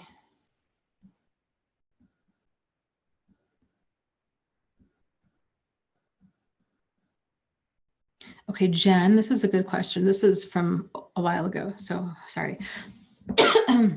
Jen says, what's the difference between dissociative identity disorder and cognitive dissonance? Or is that the effect of the other? Well, cognitive dissonance is when we have two conflicting thoughts about the same thing at the same time. we all have, again, we all have cognitive dissonance on a fairly regular basis. So that we tend to have cognitive dissonance when our thoughts and actions don't line up. And so in order to resolve, and so cognitive dissonance, that's a $10 term for basically mental discomfort. So we're starting to feel this kind of mental, and it can grow depending on the emotional or financial investment that you have in the situation. So one of the ways that we resolve cognitive dissonance is we've got to either change our thought to match our action or change our action to match our thought. And so when a person's being manipulated in terms of a manipulative type situation, we're experiencing something that we're experiencing something that we wish we weren't. So for example, that what I was just talking about, this woman, the guy had said, you can only love, it's either me or your children. That's a problematic statement. So she realizes that this is a problematic thing for a person to say, but because they were just recently married and he was so great in so many other ways and there was nothing else, she justified it. So we gloss over this mental distress. We either deny what we're seeing or experiencing, we minimize it, we justify it, are pretty much the common ones. It's the same thing. If I'm on a diet, right, and I want ice cream, but ice cream's not a part of my diet. If my action is going to be, I'm going to eat ice cream, I have to make that match up with my thought. So I might justify, oh, well, you know what? I'm just going to have, I'll just get a small cone instead of a large one, or I'll just spend twice as long at the gym tomorrow. Or, you know what? My diet, it wasn't reasonable. It wasn't reasonable. I just won't have dinner, right? I'll just save up these calories. We're justifying it. It's the same thing with an abusive relationship of any kind. We're experiencing something. Boy, I hope I read that wrong. I hope I heard that wrong. I hope that this person couldn't possibly have said that or meant that. I must have heard them wrong, or they must be stressed out, or it's because of a bad childhood. If you see cognitive dissonance, I think the strongest within families, because it's really difficult for a person to accept that they've got a family member who is a murderer or a rapist or abusive. They continue to offer up justifications for it. And it's just, cognitive dissonance in general is a problem. So but cognitive dissonance isn't necessarily a bad thing. It's just when our thoughts and actions don't line up. And, I think pain is the thing that really cuts through that cognitive dissonance. It can, or interestingly enough, it can make a person double down. So the term, the psychologist that coined the term cognitive dissonance came up with it after he was studying cults. And there was one cult in particular where they believed that on a certain day and time that the earth was going to end, right? And well, so sure enough, that day and time came and the earth didn't end. And so he was observing, okay, well then now what? Now what are they going to do? And a good portion of the members were like, hey, we were wrong. And they packed up their stuff, what little stuff they had, and they went back to their life. They went back to work, they went back to their family and their house and whatnot. But then there were quite a few other people in that cult that the lack of proof caused them to double down, and they changed their thought to match the action. So now that the earth didn't end, they had to change their thought about it. And so they justified it. They kind of did some mental gymnastics and were like, well, it's because our faith was so strong that we prevented it. So we saved the earth. And they doubled down. And his conclusion was these people that tended to double down, they were already, it's kind of like the sunk cost fallacy. Like you're already into something for so much. it's really difficult to turn back after a certain point. These people had given up friends and family. They'd sold their house. They'd quit their job. They were 100% emotionally and financially invested in this cult. So for them to pack up, and frankly, for any of us, it's difficult to admit when we've made a mistake. It's even more so when we've gone all in on something that's something like that people are going to, there's oftentimes very little sympathy or compassion for. You know, people, it's the same thing with abuse, right? Well, why didn't you leave? And what's wrong with you? How come you didn't see that you were in a cult or you were in an abusive relationship? And well, you know, there's just this lack of empathy and compassion because other people don't see it. So that's kind of like a big overview of cognitive dissonance.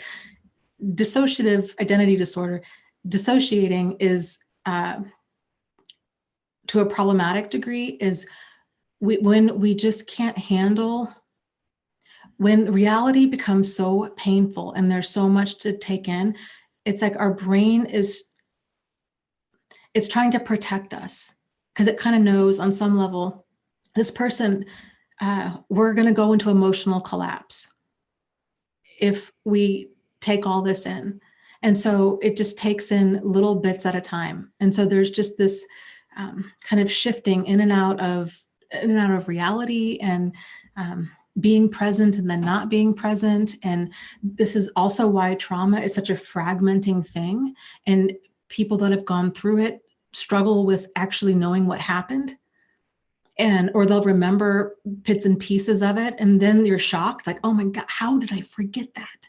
Like that was such a significant thing. I cannot believe that I forgot that. But really it's when a person goes through so much, all of that stuff is not stored in our active memory. With anything, if you have a baby, right? Or you're in a car accident, there's something incredibly painful. And having a baby is a wonderful thing, but there's that whole traumatic part before the baby, right? So, you know, if women remembered every single thing of the traumatic part, nobody would be having kids. So like your brain has to shut out parts of it and then it focuses on other things. So I don't know. Does that make sense? And over time, with trauma, the more pieces, it's like more pieces come forward and then we're able to handle them. And then once those pieces kind of snap into place, then it's a different puzzle. And then more pieces kind of come up and then it's a different puzzle. And this is why it can take a person so long to work through trauma and the pain surrounding that trauma, is because you're every single time, especially if it's an abusive relationship or it's a manipulative relationship of any kind, that there's so much confusion there. And so then you get a few more pieces. Well, now you have a different puzzle. Now you're kind of back to square one with trying to figure out things. And so there's a lot of this trying to put the pieces together, but also examining the pieces that are already there and seeing how this new information fits in with all of that.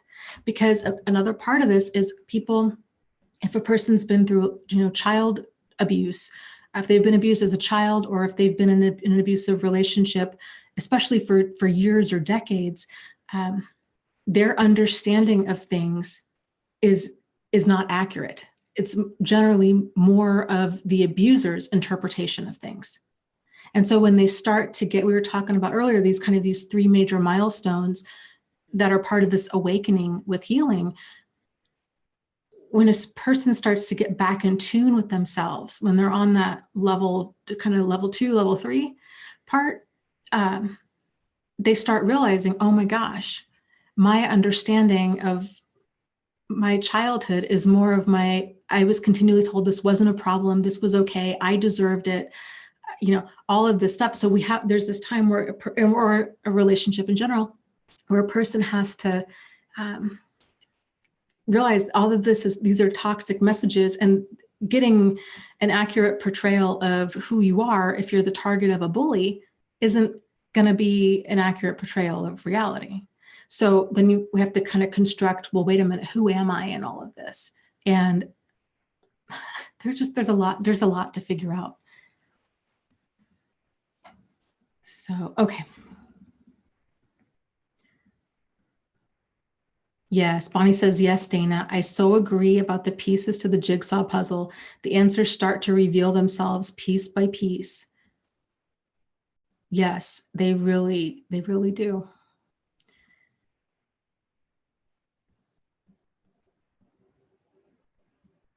I'm sorry, you know what? There was, and I don't know how, if I can see this or not. Hold on a second. I don't think I can. There was a live stream donation a while ago, and I meant to acknowledge it, but I just got to talking and I forgot. So I'm not sure who did that, but thank you for the live stream donation. Martha says, yes, I'm getting pieces revealed to me big time right now. Yes, I would say when, especially nowadays with the internet, when a person kind of comes across videos on narcissism or sociopathy or, yeah, I guess mainly that, and they start putting these pieces together, they have this aha moment, and they become insatiable. It's just, they just devour this information with just a voraciousness that's second to none, because it starts making sense. And then you're hungry for more.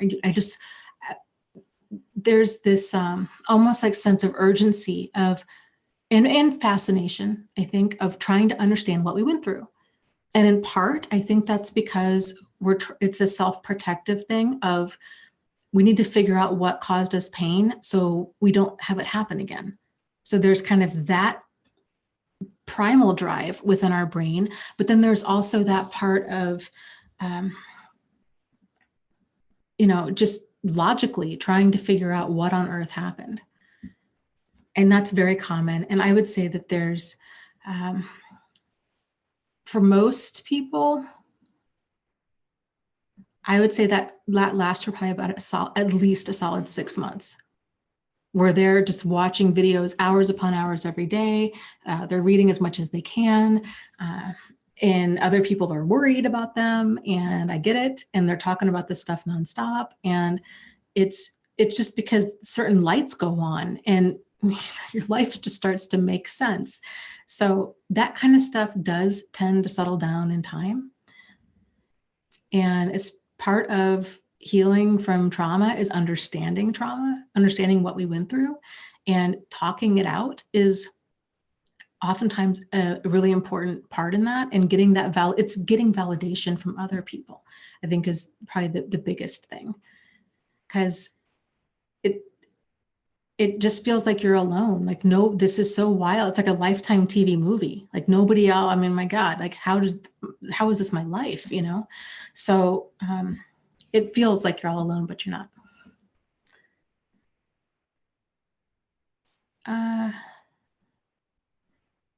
Jack Lumen says, have there been any live streams on narcissism after a death in the family? I know that there are stories galore, but I can't remember if Dana or Angie covered it. Are you talking about like a narcissist dying or somebody else dying and a narcissist being at the funeral?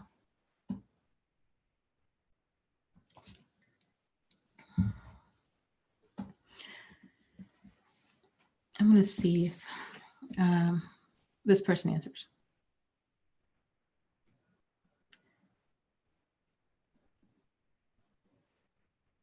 So, okay, so while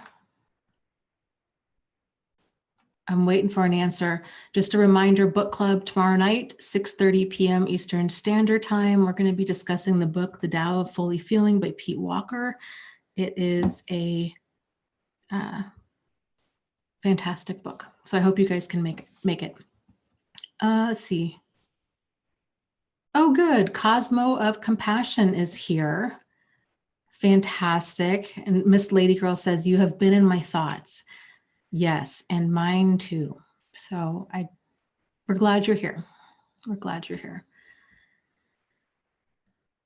And okay, Jack says narcissists at a funeral.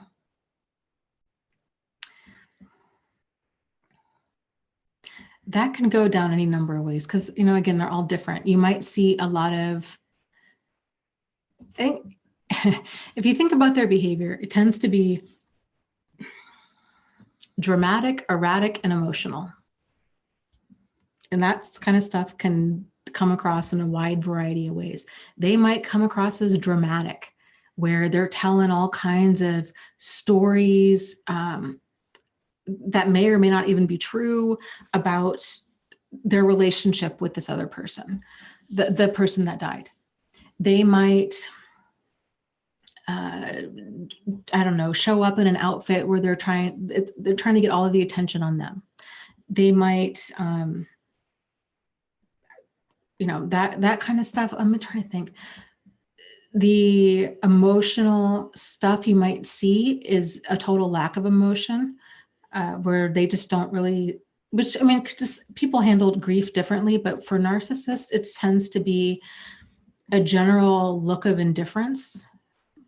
You know, it's just, they don't care. They're not really emotionally invested in other people. So it can be kind of a concerning or a strange look of just indifference, or it could be really over the top, just dramatic emotional displays that are just disproportionate to the situation and disproportionate to the relationship they had with the person. So, you know, you might just feel like, man, you know, to listen to this narcissist tell it that they were so close to this other person and that they had this amazing relationship. And it's more of like, they're just kind of making it all about them. So, I mean, just a wide variety of ways that kind of stuff can come across. The lack of empathy might come across as just a calloused lack of indifference in whatever way, maybe talking about the will at the funeral, or I mean, just inappropriate stuff that like normal people don't do.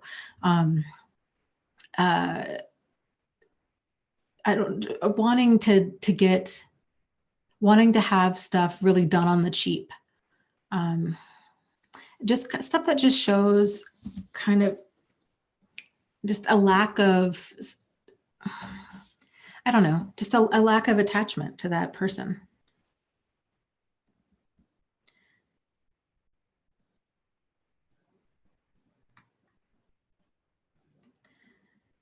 Okay, let me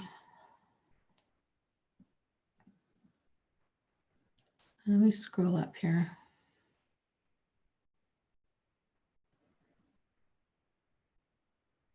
Crystal says, can you talk about narcissism in children? I went now no contact 4 months ago, and I've been so alert to everything lately. I'm seeing narcissistic tendencies in my 11-year-old, and I don't know what to do. I guess, first and foremost, what do you mean? Can you give me some examples of behavior, what you're saying when you say narcissistic tendencies? So that's the first thing. So while you're answering that, a level of self-absorption is normal for children at different ages. So toddlers, or, you know, little narcissists, it's all about them all of the time. There's really no regard for other people. It's all about them, because it needs, I mean, like, you know, it has to be, because they have to rely on other people to get their needs met. Teenagers tend to be very narcissistic and very self-absorbed, and you know, they're just everything. They're dramatic, erratic, and emotional. So, but it's to the, you know, to the degree and frequency. If you're talking about the kind of behavior, like, yeah, if we're talking about abusive behavior in any way, shape, or form, or being really manipulative,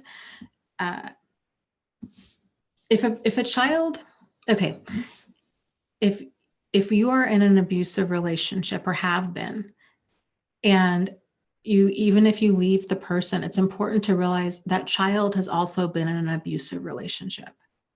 So even if they weren't the target, they were still exposed to all of that. So a lot of times it can be trauma that's coming through with, if you've got a lot of personality changes, you've got a child who's seemingly really angry, they're becoming, they're very hostile, they're very defiant, these kinds of things. Finding a therapist that's familiar with abuse really can go a long ways, because kids, these kinds of stuff is hard enough for us as an adult, and because we're trying to understand it, right? So it's hard enough for us to understand it. It's even more so with children, and they also lack the vocabulary to describe what's going on. And there's oftentimes this, they're emotionally attached to both of their parents. And so it's uncomfortable for them to think of a parent as problematic or abusive. And they get very defensive with stuff. And if they've seen you being abused in any way, shape, or form, it kind of sets the tone of, this is how we treat mom. And because that's what was modeled for them. And so there's got to be a lot of this kind of unprogramming that has to occur, and learning about treating each other with respect and boundaries and these kinds of things. It can be incredibly difficult if your ex is still in your life and or even in the house, or they're not even an ex, they're still in the house. Because then they can turn the children, they can manipulate the children and then get everybody to kind of gang up on you. And it's just, I think, just devastating when that kind of stuff happens. And it's really difficult to break free from it when it's being condoned or encouraged by the other parent. So I'm a big fan of therapy for children as soon as possible with this kind of stuff, and with a therapist who's familiar with abuse. Have you guys come across any good books that could help? Because I haven't, and I would be curious to know. It would be nice to have some resources to give to parents. The only thing that I can think of that we've really discussed in here as far as resources with that has been parental alienation, which is where one former spouse or partner manipulates. Basically, they fracture, or if not fully destroy, the relationship between a child and their other parent by either, they're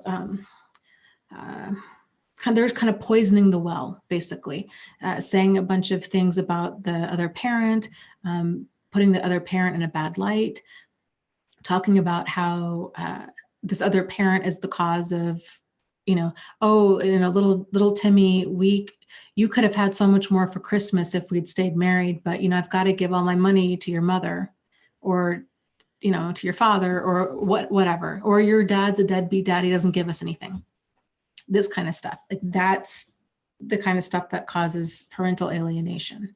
So, I don't know. I'll be curious if anybody has kind of addressing this kind of behavior in children early on, and what can help. I think at a minimum, realizing that your child has gone through a lot, and yes, having discipline and structure is really important, but I would encourage you to triple up the quality time that you have with your child, because it can help to keep your relationship with them strong.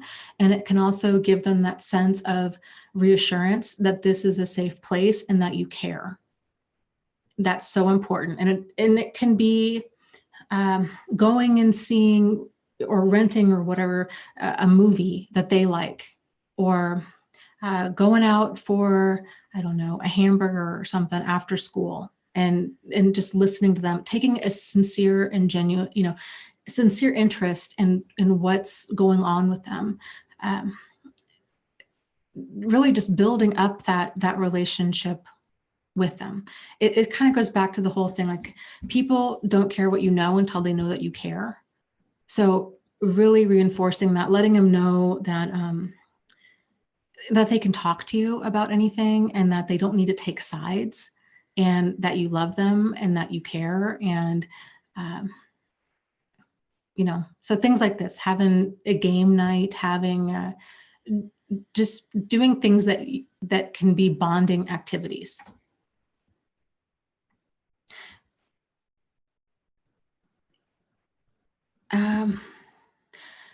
You can also do, and this is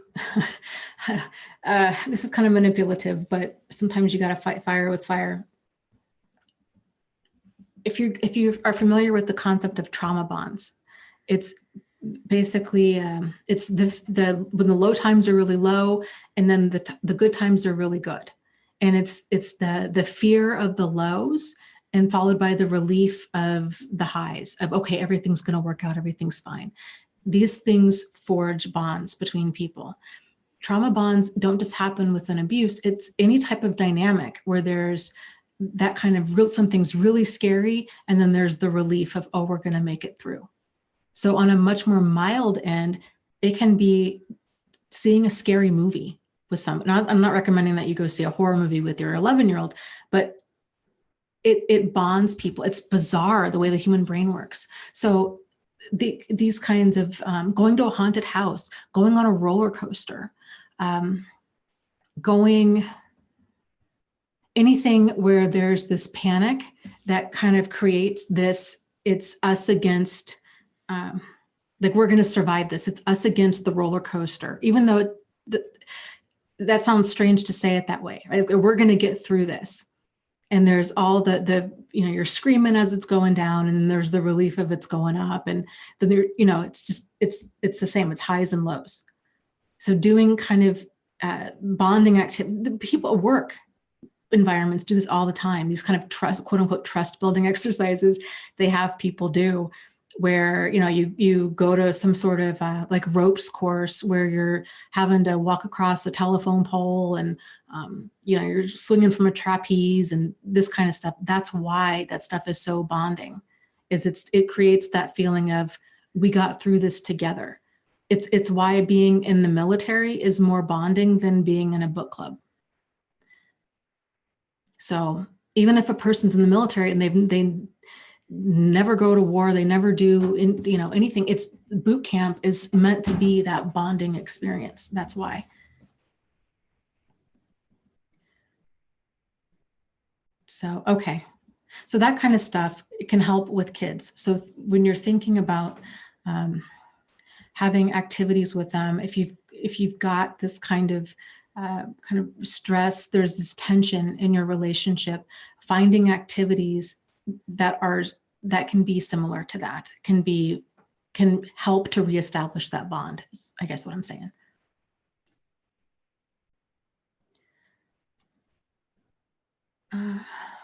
Okay, let's see here.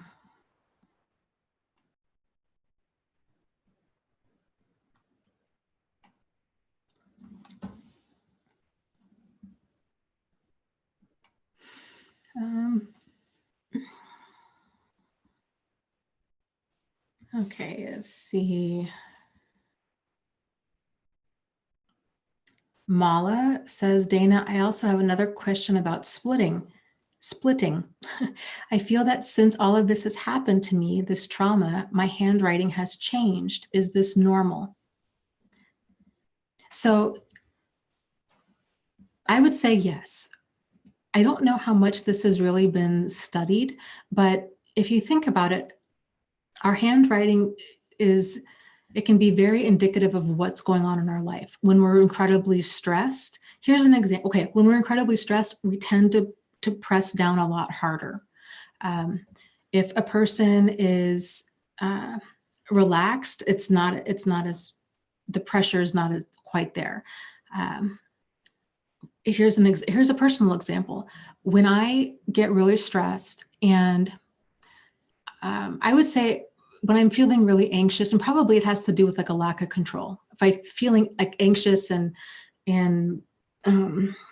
like I can do nothing to relieve the anxiety, I've just got to ride out whatever situation it is, I tend to write in all capital letters, kind of just very clean, streamlined block capital letters.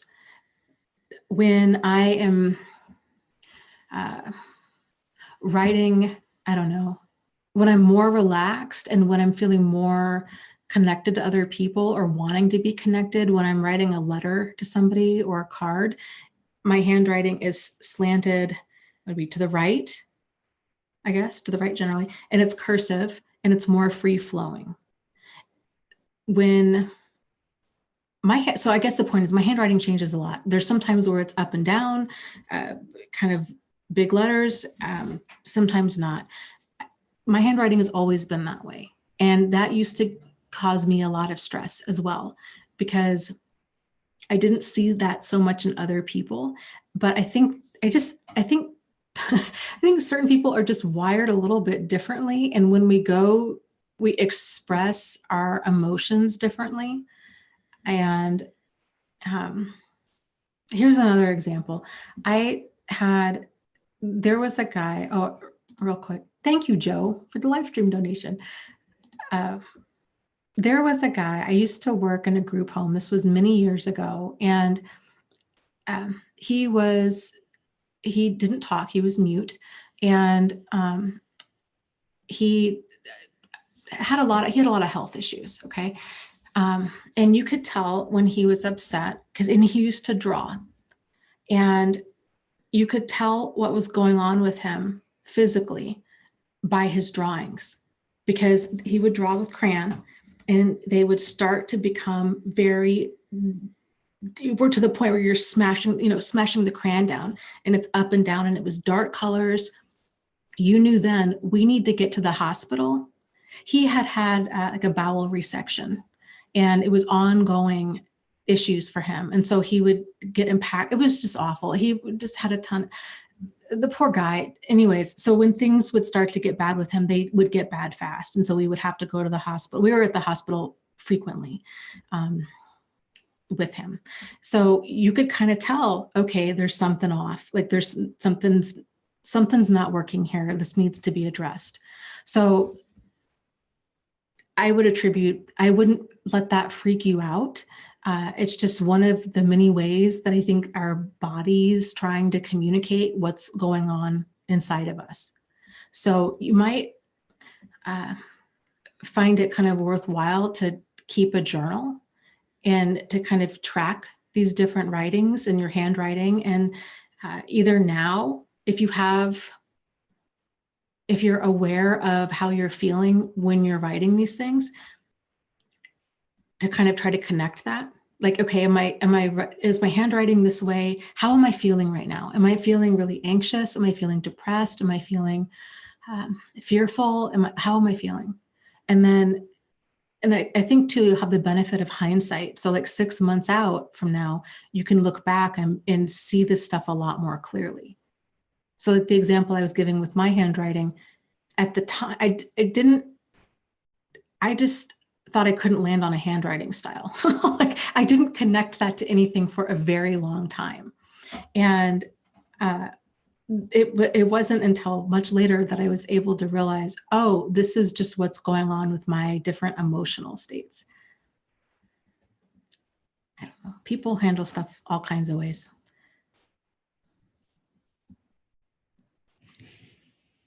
Okay, let's see here.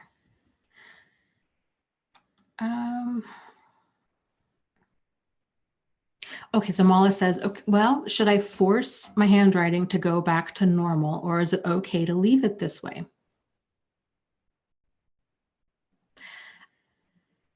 You know, just my 2 cents on it. I would say it's okay to leave it this way, but I think it would be kind of an interesting exercise for you to try to go write how you used to write and see what emotions surface. How do you feel writing with your old handwriting? And journaling about that. So I guess I would look more about the emotions behind the handwriting and and maybe even the content of what you're writing. I don't know. I'll be curious. I'll be curious to know what you find. I would really approach it from a place of curiosity and not from a place of like judgment or fear. Let's see. People are talking about art therapy, which is just so awesome. It's amazing. So many people, I think, feel like, well, I'm not, that they're not creative or that they're not artistic. And so they shouldn't, that they can't do art because they can't do art therapy because they can't do art. And you'd be surprised. So I think everybody's creative and you can express your, it's just amazing the stuff that's kind of deep within the brain that can come out when you just give it a chance to. Okay, let's see, let me scroll up here. Oh yeah, I was gonna mention that. Thank you, JJ. That was really wild. I was talking yesterday on the live stream with Angie about, I watched this documentary on Netflix yesterday called, it was about the Fire Festival and the guy behind it. And it was so wild that he just, everything that he did was just absolutely wild. He was trying to put together this festival and they were selling really expensive tickets for it. And then the festival ended up just being a huge flop. And so they were selling these tickets to people, promising kind of this once in a lifetime experience. So you're going to be on this island, this beautiful island. There's going to be all these Instagram models, all these beautiful women. It's going to be like one giant party. There's going to be all this music there and amazing food. And it's just going to be so cool. And they weren't able to pull it off. I'm not even sure. I don't know. I don't know if he ever even really thought he could pull it off. The way that I kind of saw that documentary was that he did think that he could pull it off. But then kind of once he realized he couldn't, he was just kind of like, well, oh, well, like he just didn't care. So this whole festival thing ended up being like this 5-star luxury party to they had FEMA tents that people were sleeping in. They were soaking wet because it had rained. They had cheese sandwiches. They didn't have enough water or bathrooms or anything. And people were trying to leave the island but it was a small island and they could only, charter so many people. It was just an absolute train wreck. And so as I was watching this, I kept thinking like, well, was it a guy who just got in over his head and just kind of thought, oh, and was he just kind of in denial about that? And did he think that he could pull out of this if he just kept throwing money at it? And he was just over financing this project because he was pot committed, But so I was kind of going back and forth trying to figure out like what was really going on there. But then like what sealed the deal was, well, there's a couple of things. There were these little moments in the documentary where you see just slips of this guy's character. And he had made a comment early on in the documentary. He said, somebody had asked him what the festival was about. And he said something along the lines of, we're selling a pipe dream to losers. And you just kind of think, what a terrible, terrible thing to think, like, let alone say. It just was very strange that anybody, I guess that he would think that and that he would even say it out loud, and let alone on camera. And that was the other thing, is he wanted all of this recorded, which is just bizarre. Like, if you're going to scam people, why are you, filming it? So anyways, so the fire festival doesn't happen. It's a total nightmare. Then he doesn't miss a beat. He gets back to the United States and he takes, I believe he took the email addresses of the people that had bought tickets for the fire festival, and he was emailing that he'd created this website called something like VIP NYC, and was emailing them with discounts on tickets, like, oh, you can see Beyonce or the Super Bowl or the Victoria's Secret fashion show. And so this one guy starts getting these emails, and he knows for certain, he's like, I know that they don't even sell tickets. Some of these things are invite only. And so that's kind of what alerted him. Anyways, so he had the guys, and now he's intentionally, if there was any doubt in my mind, it was gone by that point. He was intentionally defrauding people of, thousands of dollars, and was confronted by somebody, and they said, hey, you're going to go to jail. Like, this is going to catch up to you. And he said, and the guy he was said this to even thought it was so weird. He said, Billy McFarland, the guy that was putting all this together, just looked at him and he said, no, I'm not going to jail. And the other guy just thought, wow, this guy is so certain, and he's so bought into his own reality that he's not at fault, even though obviously he clearly is. Anyway, so fast forward, the guy's now in jail. He's going to be in jail for 6 years. And everybody that had been involved with him kept saying, they're like, when he gets out, this isn't the last we're going to see of this guy. He's probably cooking up scams right now in his jail cell. Just if you watch the documentary, it's just wild. It's just wild to think that this guy could have scammed and just extorted so much money. And people kept saying, like, oh, he's incredibly charming. He could basically, sell ice to an Eskimo kind of a guy. And this one lady in particular was very wealthy, and she was also very savvy. Her husband was also very business savvy, and he kept getting millions out of her for the fire festival. And she believed in him. And it just, I don't know, it's just sad. Absolutely wild. Yeah, Bonnie says, snake oil salesman, a tale as old as time.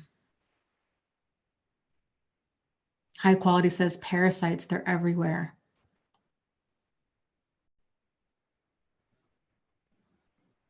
Yeah.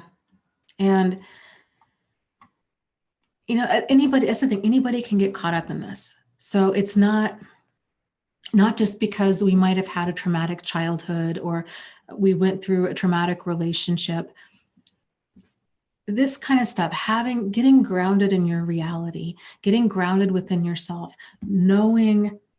trusting in your perceptions of reality enough to have an idea of who is safe and who is not. This stuff isn't taught. And a lot of people, it's easy to get caught up in this kind of stuff for anybody, I guess is what I'm saying. So, yeah. Oh, I agree. Joe says, it sounds like a malignant narcissist. They really shouldn't let them back out of prison. He needs to be in the prison they have specifically for the criminally insane. Well, yeah, the problem is, though, criminally insane isn't personality disordered. It's mentally ill. Like, a person was having a psychotic break and did something.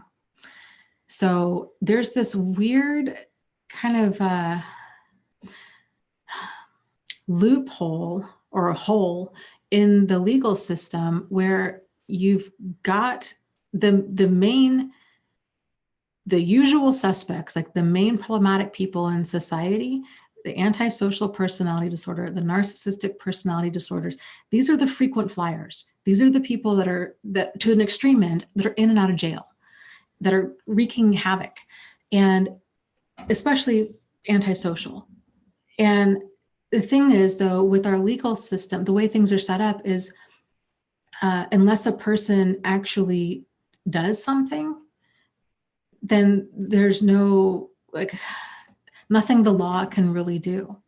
And it's scary. It's scary and it's sad that these people can, have all kinds of hurt. And the fraud is, that's awful in and of itself. But I mean, there's much worse stuff out there that they can, and then they get out in a handful of years. And it's like, it's just frustrating because it's, they don't, they just get worse, and I don't know what the solution would be, but I do think that they just need their own island somewhere. Yep. Joe says, Dana, it's interesting. I worked at the max security prison in my early 20s because I wanted to work with inmates and see what it was like. And they went between jail and the psychiatric ward. Yeah. It depends. A lot of them, that's another kind of hole in our system, is with just getting people an appropriate mental health care. So it's just a challenge. And yes, that was the circuit. It was basically either, when I was working as a psychiatric nurse, it was at like a community health type place. So we had a lot of people that were either court appointed or, they were on, probation, or, in need of services, low income, you name it. And a lot, I don't know if I'd say quite a few. There was a handful, I will say, of frequent flyers, and it would be us. It would be either jail or it would be the emergency room. And it would just around and around and around and around. And it was, for some of them that were really like truly mentally ill, it was heartbreaking because they were their own worst enemy. And it was this chemical thing in their brain, and when they would get sick, they'd get really sick, and they were psychotic, and they would do things that some of them, I don't know. There were some that it was just heartbreaking to see the damage that mental illness had done in their life. And when they were medicated, they were completely different people. And then some of them, even on medication, they were really scary and really dangerous. It's just a totally mixed bag. So, but I bet you have a lot of stories. If we ever meet in person, I would love to hear stories about maximum security prison, because that would be very interesting. My aunt is also a nurse, and she used to be a nurse in a prison, and her stories were more from staff. And her main gripe was a lot of the prison guards, how they treated prisoners, and a lot of the female guards were really awful to the male prisoners. That they just you could just she said they would just have an axe to grind with men in general and would just take it out on these guys. But you think, okay, that's not cool, first and foremost. But when these guys get out, they're going to have the axe to grind. It's not helping anything. It's just frustrating, and I don't know. Joe says the sad part is if they put them into general population, they would end up in fights. I was the guy there breaking up the fights. It was sad. Yeah, and once they got on their medication, they were often totally different. Yeah, it's just so wild how people can have the same. You could have 5 people that have schizophrenia, and they all present totally different, and they all act very different. They might have some of the same symptoms, but how that comes out in their behavior is very different. It's just, and their level of insight is also a huge range. And it has nothing to do with intelligence or anything. It's just, I think it's just an individual thing, how that kind of stuff comes across. Oh, well, thank you. Missouri Cowboy says, thank you, Dana and chat members, for creating a safe enough place for us to share insights, experiences, and information. Thank you all.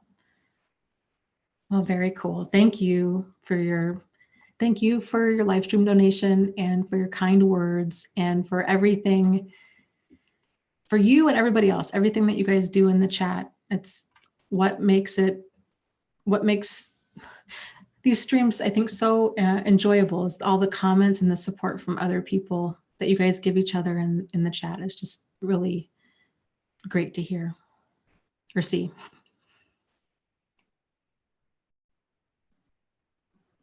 JJ says they can get so cocky till they get caught or backed into a corner when rage isn't working on anyone, but suddenly they claim mental illness, but they will squirm out of getting help, all because it's manipulation.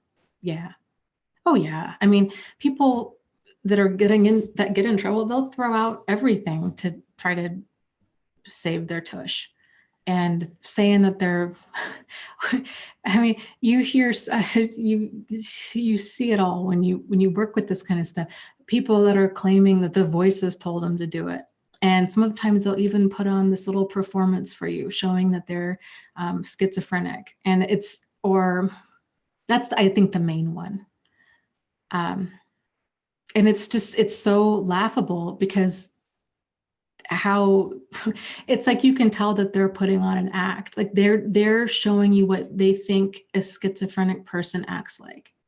And you know, if you've ever been around people with schizophrenia, it's like you can tell, like, this is not the stuff that they're saying and the way that they're saying it, and all of it is just trying to get out of something, trying to get on disability, trying to get out of going to court, trying to get out of something. So it's that could be its own reality show, is the behind the scenes of jail or the ER or any mental health place. It's just wild. Yeah, Rob says, and don't forget the fake cry. Yep. Yep. Or yeah, just kind of a lot of bad behavior and then blaming it, and then for us, they'd call us and I need this, I need that. I did X, Y, Z. Now I don't have money for rent, or now I'm getting evicted, or now it's this. And it's like, well, like your thinking was clear enough that you did these certain other things. And so is it your thinking or is it the consequences? Because I'm kind of thinking it's trying to get out of consequences. I don't know. It's something. I don't know. It would be great if down the road we could get to a place in society where there's the stigmas surrounding mental health are gone, and that this treatment is available significantly earlier in a person's life, and if there's just more understanding of it, because it's a challenge. It's a challenge.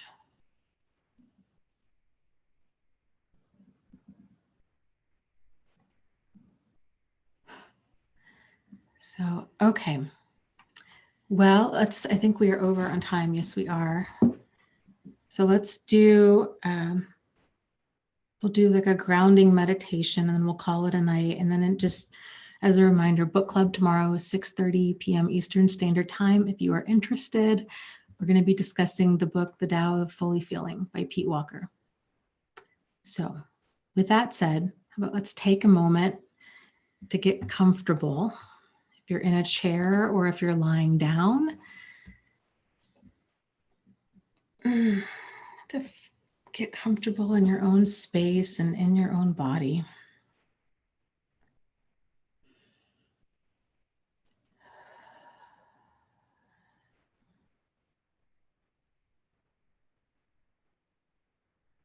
Taking a deep breath in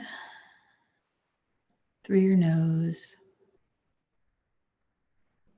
and exhaling out through your mouth.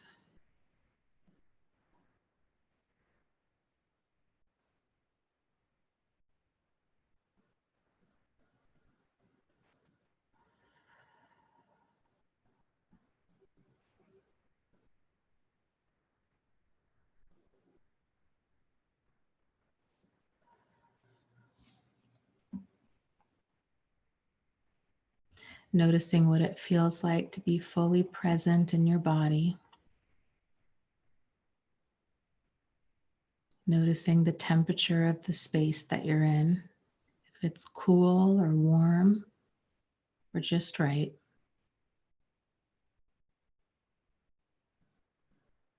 Feeling any sensations around you. If there's fabric around you, if it's comfortable or soft or scratchy, noticing the different sensations.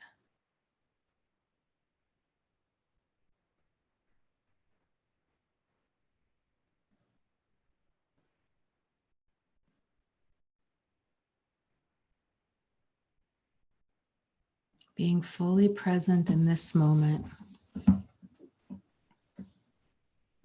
and taking some time to release any worry or stress or anxiety about the past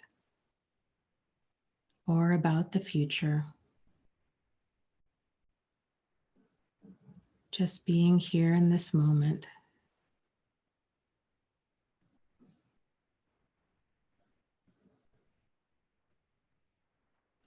And continuing to breathe.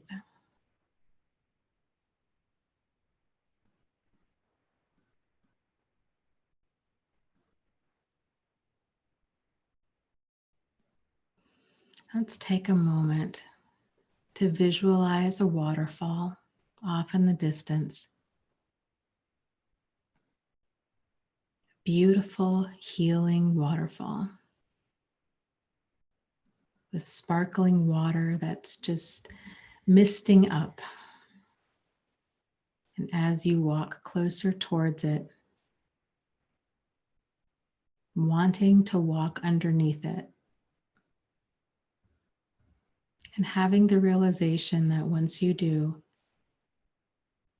it's going to wash away any tension, stress, pain, or anger that you're ready to release.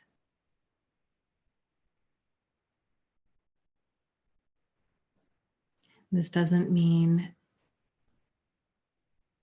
that you're okay with what happened. It doesn't mean anything other than the releasing of things that are ready to be released. And as you walk through this waterfall, feeling the water on your skin, running over your head and your shoulders, feeling the moist ground underneath your feet,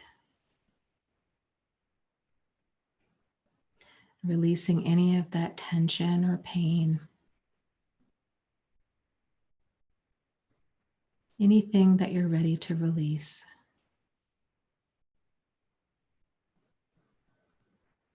Taking some time to connect to everything that is good and right in the world, everything that is nourishing to you, everything that brings you joy.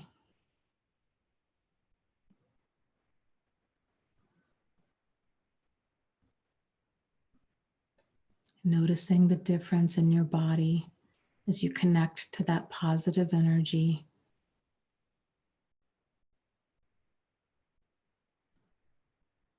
Feeling the warmth and the peace that it brings with you.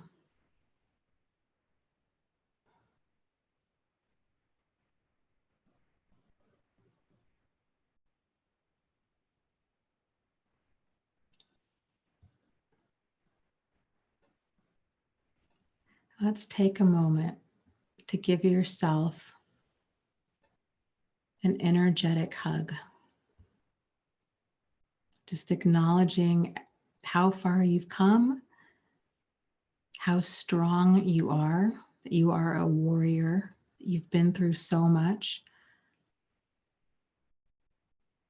You are so strong and capable and so much wiser and so many strengths within you. Just that awareness that there is so much that is right with you.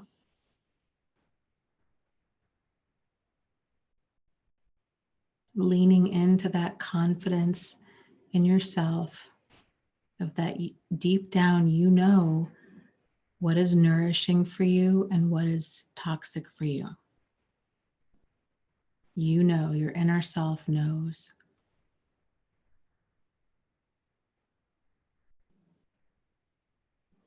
When you're ready, go ahead and open your eyes and come on back.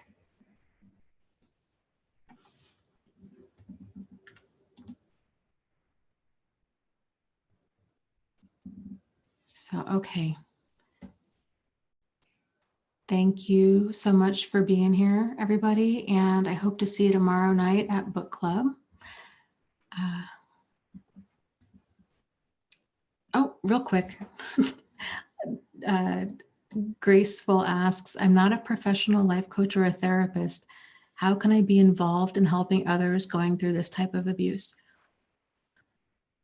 There are support groups, lots of support groups out there. That can be a fantastic way. That'd be a good place to start.